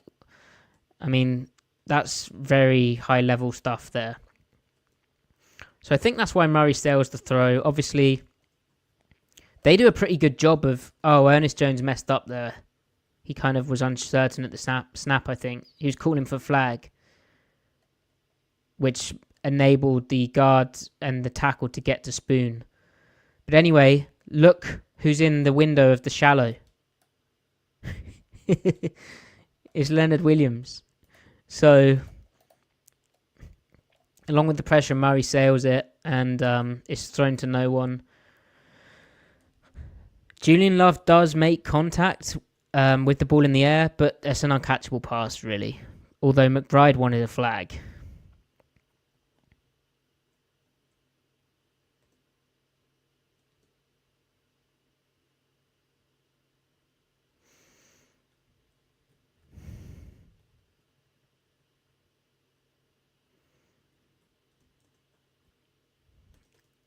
This is just the structural. This is a structural weakness type play that will happen. And it's also another missed tackle from Love. He had his worst tackling game, but as I've said, he has been extraordinary as a tackler this season. So hopefully it's just a one-off. Yeah, he's annoyed with himself after that miss. Right. I mentioned this front earlier. So why would you set this front how they have? Because when you have this type of wide presence, this guy has angles for the field bootleg. So he has quite an easy job, really. But it's so effective for stopping the boot. So if you look at the play design, it's not great, is it? I don't know what was going on pass route wise. Was it a throwback screen again? Possibly.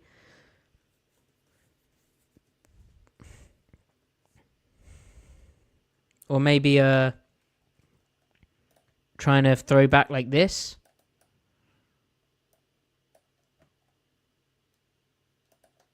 But you can see how, and this is something McDonald's been doing all year, playing a 5 technique to the field enables this outside backer in the wide 9 to just rush right into the path of the boot. And good job from MATTY redirecting with the types of blocks and the way it played out. And it just moves Kyler Murray off the spot. Hankins has a big rush as well. And that's the thing, like, what is Hankins in this defense? Because you've got Leonard Williams, you've got Byron Murphy, you've got Jaron Reed. He's your 4th defensive tackle. And he's impactful as a player, very impactful.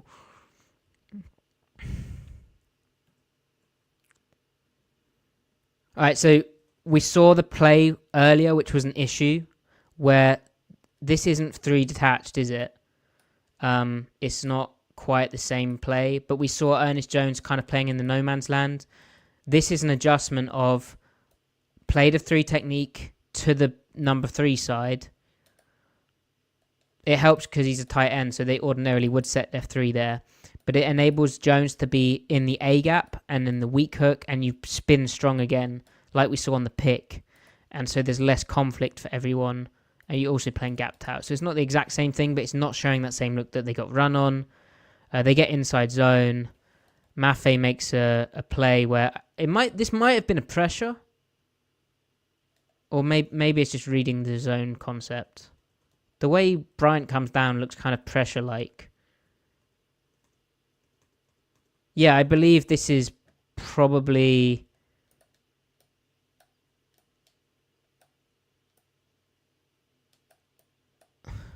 man, post, man.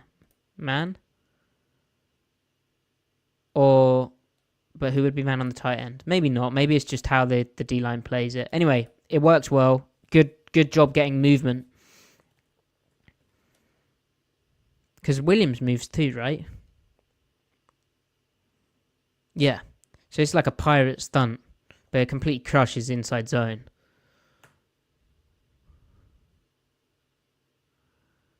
Again, it's just like big wins across the line. Now it's the outside backers making plays.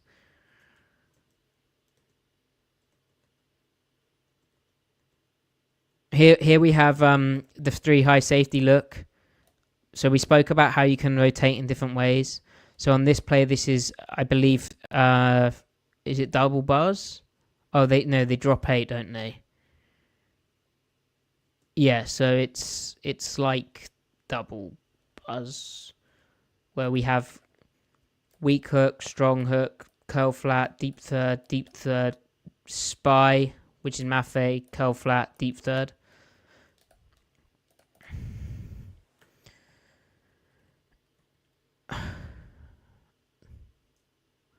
Oh, this is a cool play to look at. So I spoke yesterday about how I believe Witherspoon is getting better at playing catch in the NFL. That's a good job of absorbing contact as well as you can. And if that ball gets thrown to the dig, I believe that flag gets thrown too. You'd hope so, right? But it's a really good job from him of playing top down and square. There's really no separation at this point. It is very tough to throw that. It's also disrupting timing of routes legally, where really that is a timing type throw if you're throwing that as the first read. A deep timing throw. Woolen here, this high level press technique. So wide outside step, but it's able to, at this point, your hip is locked because your outside foot is forward. So if you're trying to transition like this, your hip is locked. So to unlock the hip, you have to get the hand, as he does, the left hand, the near hand, the outside hand on the receiver to then unlock the hip and stay on top. Again, great step kick work. And, I mean, he's all over that. Gets pushed off on, kind of, which he tells the official about. But that's a really good rep from Woolen and a very tough route to guard in step kick technique. Because you're wanting to stay over the top of it all the way.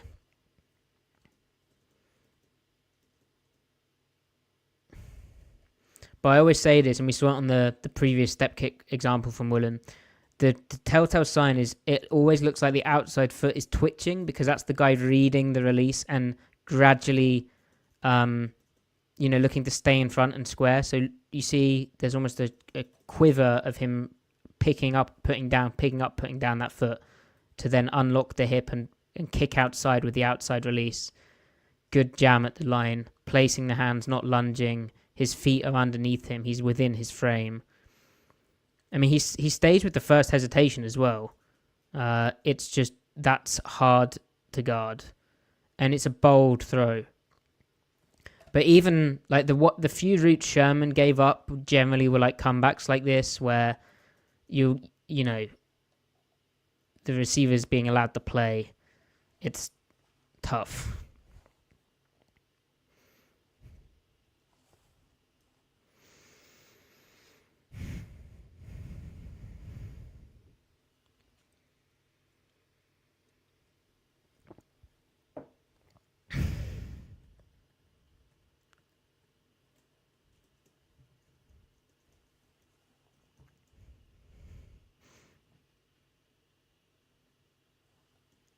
Great rep from Ernest Jones. Looks simple again, but he's not taking this cheese. It's a shallow concept. He's like the middle receiver hook player, so responsible for the final three. And he's right underneath that, and he even has a look to sense that.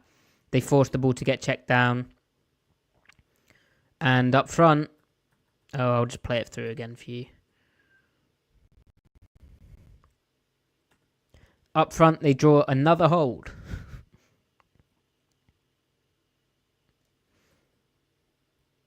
Derek Hall going to work again. Look at this, man. He's such a fun rusher to watch. How he can be so strong and so fast and bendy through all of that. Griff can correct me if I'm wrong, but I believe he said he saw some Von Miller in his game. And you kind of...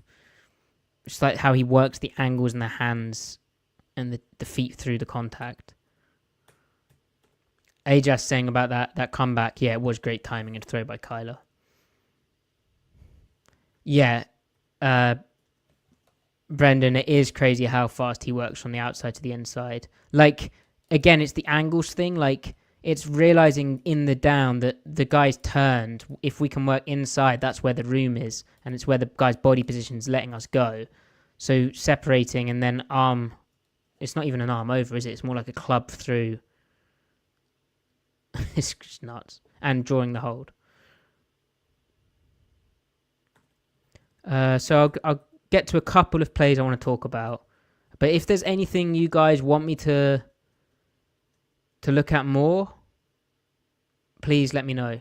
So one thing is Kobe Bryant in the strong hook is quite aggressive at times. And he hasn't been burnt on it yet, but you can imagine, like Love, for instance, on Sunday, he will throw that like a maniac. Like his deep accuracy is crazy. They talk about from as a safety, right? Playing from depth down into an underneath zone, which this is the strong hook. You want to read your way down to eliminate the threats. Bryant comes down very aggressive here. Like there's nothing really. He's the top of his zone would be about where he ends up, but it's more that how he just keeps creeping down, even though this guy's gone here, this guy's gone here. There's nothing in this area, and I do think there's an instance, and maybe the quarterback, I guess, is taking him there. But that's just something to watch how aggressive Bryant is compared to, like, look at Spoon's depth here, right? And he wasn't coming from depth. He was already in that position. But notice he works backwards with the quarterback into the route window. You're an underneath layer. Are you being an underneath layer for your primary route? No, you're not. So, yes, the quarterback's looking you there, so it's fine to go and get it now. But what's also crazy, watch how Spoon is able to beat everyone there because of how well he's able to read in zone. His zone comprehension in underneath stuff's unreal. And what a tackle as well. But why do you play zone coverage? Well, ideally, you want to force the check down, and that's what they do. But if you force the check down, you have to make the tackle, and again, that's what they do. And look how pumped up the sideline gets after this.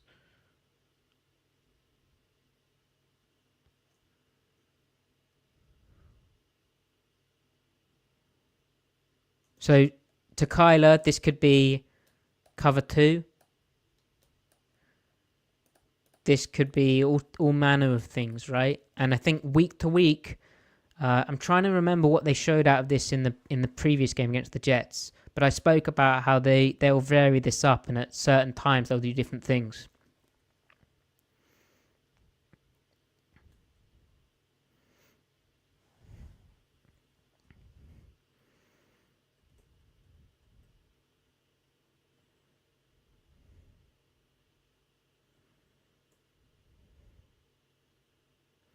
This is just weakness of the front and weakness of the approach. They're trying to blitz, but it's duo, and they have down a guy. So these backers have to almost 2-gap and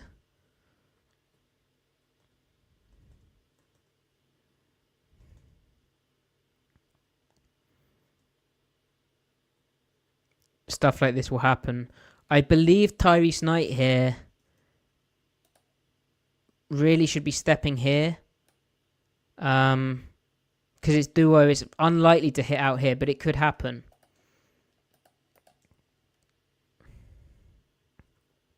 Yeah, again, Chase pointing out Leonard Williams is so good. I mean, this is pretty impressive to get comboed and pop back through it and split the double. But you notice, because Ernest Jones sees what type of flow this is, where the back is pressing the A, and then in duo, typically he's going to look to bounce out here. Ernest Jones presses this gap here, being ready to fall back here. He's expecting Tyrese Knight to press here and then fall back here, but Knight doesn't do that. Knight sort of tries to make this guy right. This is ball fitting where it's kind of difficult.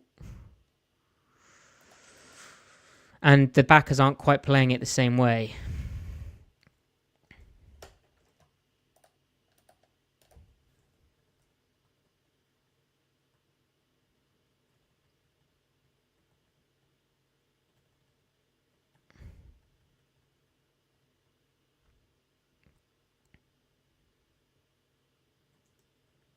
Anyway, let's get to... this is Tyrese Knight's best player of the game. So what Arizona does is nasty. So they come out in like this empty look. Kyler's trying to get James Conner to go out wide. Seattle gives them a zone indicator, right? Woolen out on the running back. This is Marvin Harrison Jr. This is Tyrese Knight. The reason Arizona call this play is to get, when they get this look, they know that in the underneath areas, right, with it being too high and on 2 receiver side, essentially Harrison is man-to-man on Knight. He's not if he runs out to the corner, but anything like here is man-to-man because the 3 receiver player is occupied with the 3 receiver. There's 3 guys here. They want to be 4 Oh my god, I can't even draw. 4, right? So 1, 2, 3, 4 over the 3, and 3, right, over the 2. But this guy's a deep player, so this guy's working this way. So all of this, right, is really Tyrese Knight's responsibility. So it's man defense, almost. But basically, Harrison on Knight. Great matchup for the Cardinals. But look how Knight plays this. Patient, poised, understanding what type of route he's going to get. Crap route from Harrison. But a great job from Knight. Playing the ball. And yeah, it's kind of high-level stuff. That's poised for the moment. I found it interesting how Adam Dirty said he was a confident player. Like, it's a, I don't know much about Tyrese Knight as a person, other than he follows me on Twitter, so obviously he's got very bad judgment. But yeah, it's cool that he's a confident guy. I think this is an example of that confidence. Like, good for him. Rookie 4th round linebacker on like some people's number 1 wide receiver in the past draft, 1st round pick, UTEP versus Ohio State's best.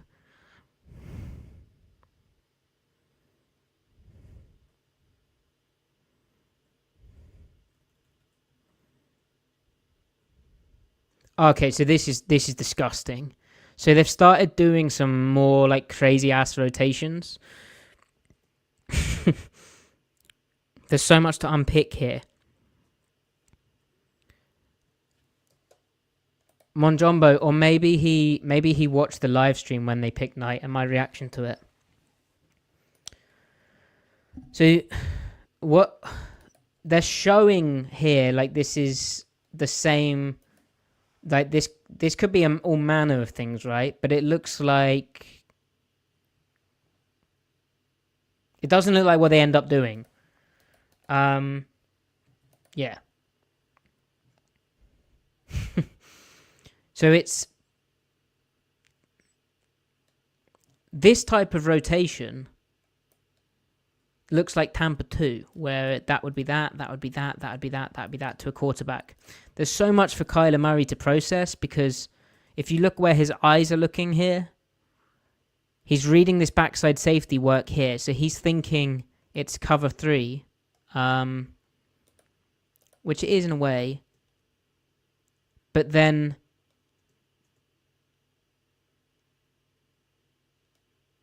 he's also seeing, I think, that Spoon is blitzing off here, right?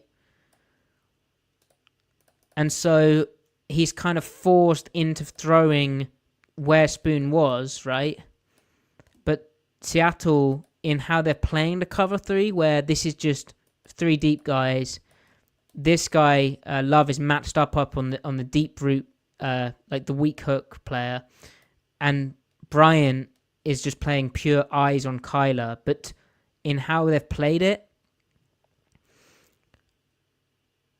Bryant is right in the path of where Murray's going to force the throw. And McDonald is so good at getting, when he pressures, it's not always to get home on the quarterback. It's often to force the check down to where the Seahawks have the free hitter. So, like, why I call Bryant the free hitter here is Woolen's matched up. We need help in the post. Love is matched up here, and Job is matched up here. We don't need to cover this route with how the Cardinals check the ball down versus certain pressures. They'll try and replace and throw here. But we're rotating our free hitter right to where they're going to replace. You'd like Kobe Bryant to make that tackle. It's still a tough tackle in space, but ultimately, when it's thrown short of the sticks like that as well, and everyone's got vision on the QB, because a lot of them are still playing like zone techniques, everyone can break to the football.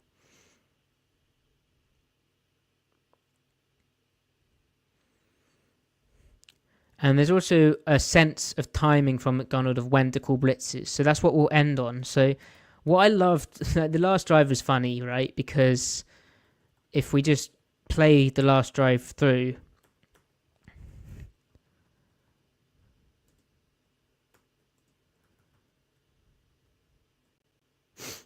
McDonald just played like soft zone for most of it. So here, false start. So here, this is going to be, I think, quarter, half, or just quarters. Oh, half, quarter. So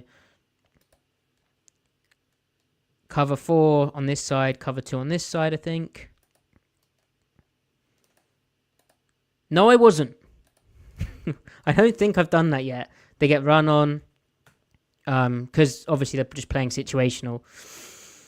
Here, what do we get? Cover 4. Right?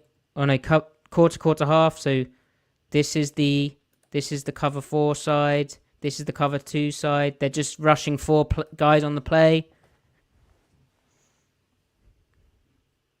Force the check down, make the tackle, but they're getting chunk yardage because everyone's dropping deep. It's the end of the game. Here, what do we get? Cover 4, both sides, right? Or like 2 read. Ball gets thrown underneath on the dig. This is a bad push between Knight and Ernest Jones, but whatever. One of the really the corner needs to be squeezing this.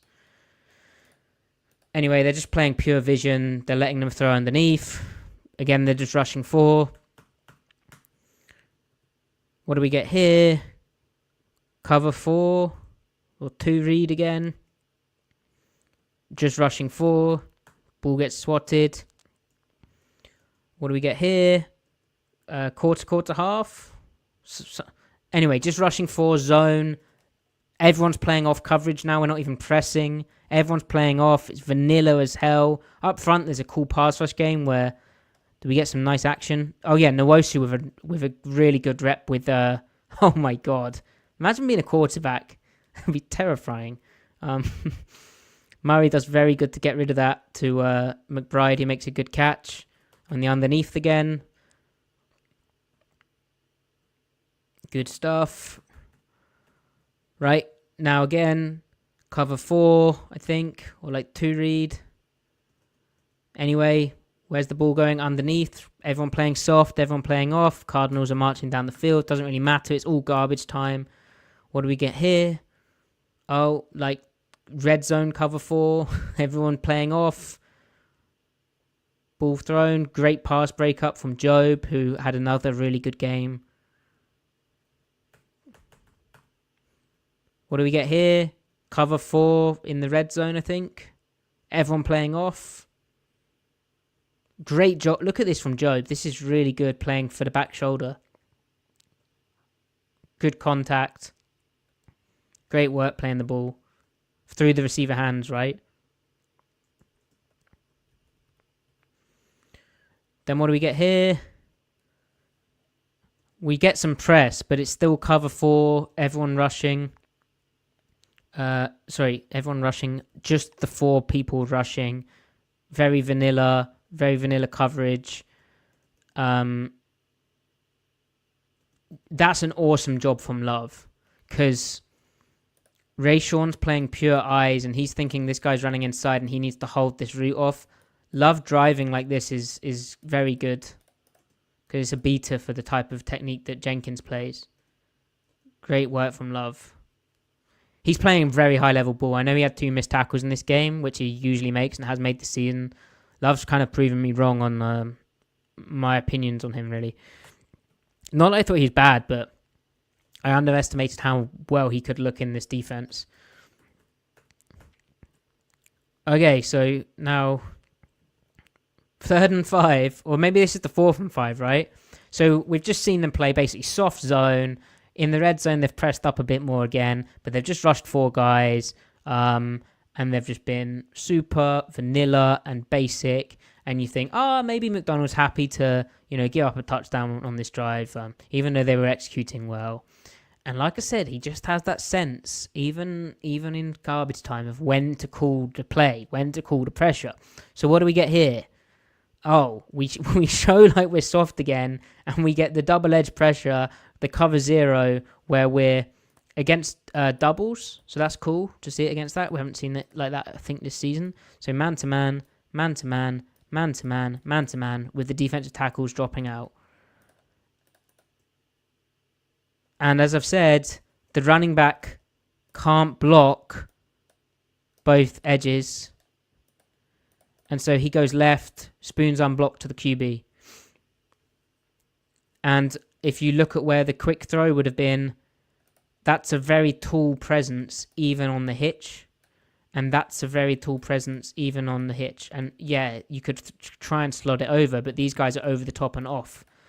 So it's a very cool play. I think it works really good on NFL hash marks. Like, I'm not sure you could do this in college. Like, particularly like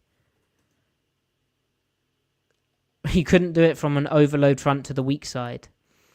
I think it's also very cool seeing Seattle stem into this. So they're showing like their red zone cover 4. They're showing like their typical front.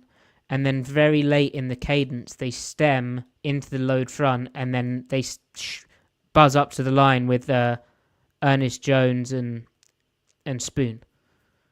And Jenkins, right? So great work. You'd like Spoon to finish a sack. Murray's always a wriggly bastard. But Jenkins is able to finish it off, and they win. They completely ice the game on a sack. What is this? It's like like an organ fell out of Kylo after the sack. No. Probably a hand towel. But you can see from a protection standpoint how it works. The guard and the center are desperate to block the 2 linemen who end up rushing. They don't even engage that time. They just drop out because they know it's coming in, and it comes in. Oh, it's his shoe? Chase, you're right. It is his shoe. Why is he... The odd cleats is cool. I guess it's my cause, my cleats, right? Anyway, good awareness. Murray's sock after the play. There you go.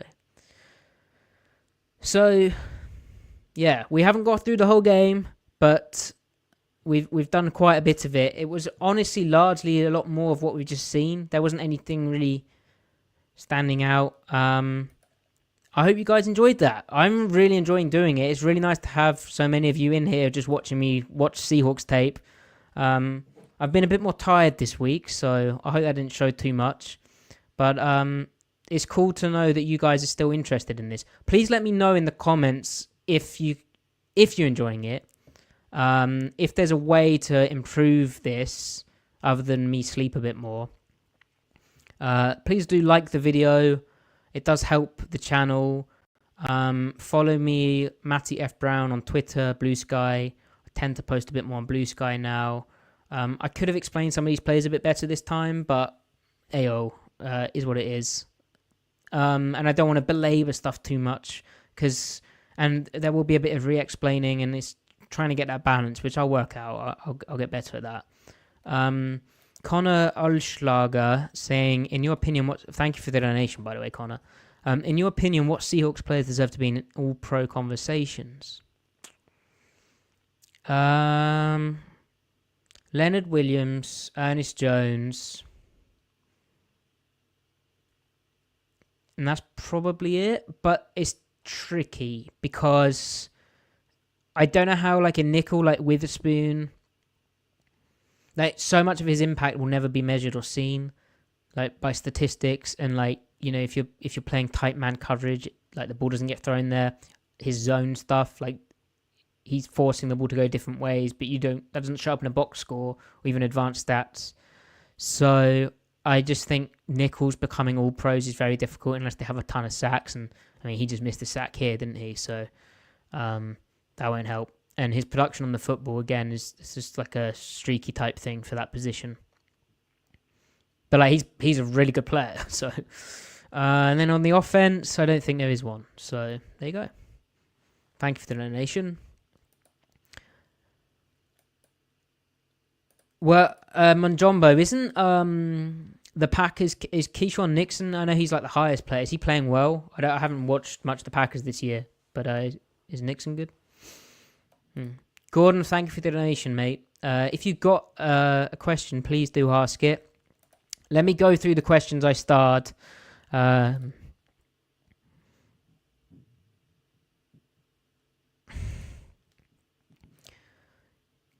came in, asked about why don't the Hawks play a lot more man, especially in the beginning of the season, with how bad linebackers were in the beginning of the season. Came in, they kind of did. Like New England, they manned up. They were like, we do not respect your receiver group. We're just going to play a load of man. I think McDonald's actually a big proponent of playing man when he doesn't respect receiver groups.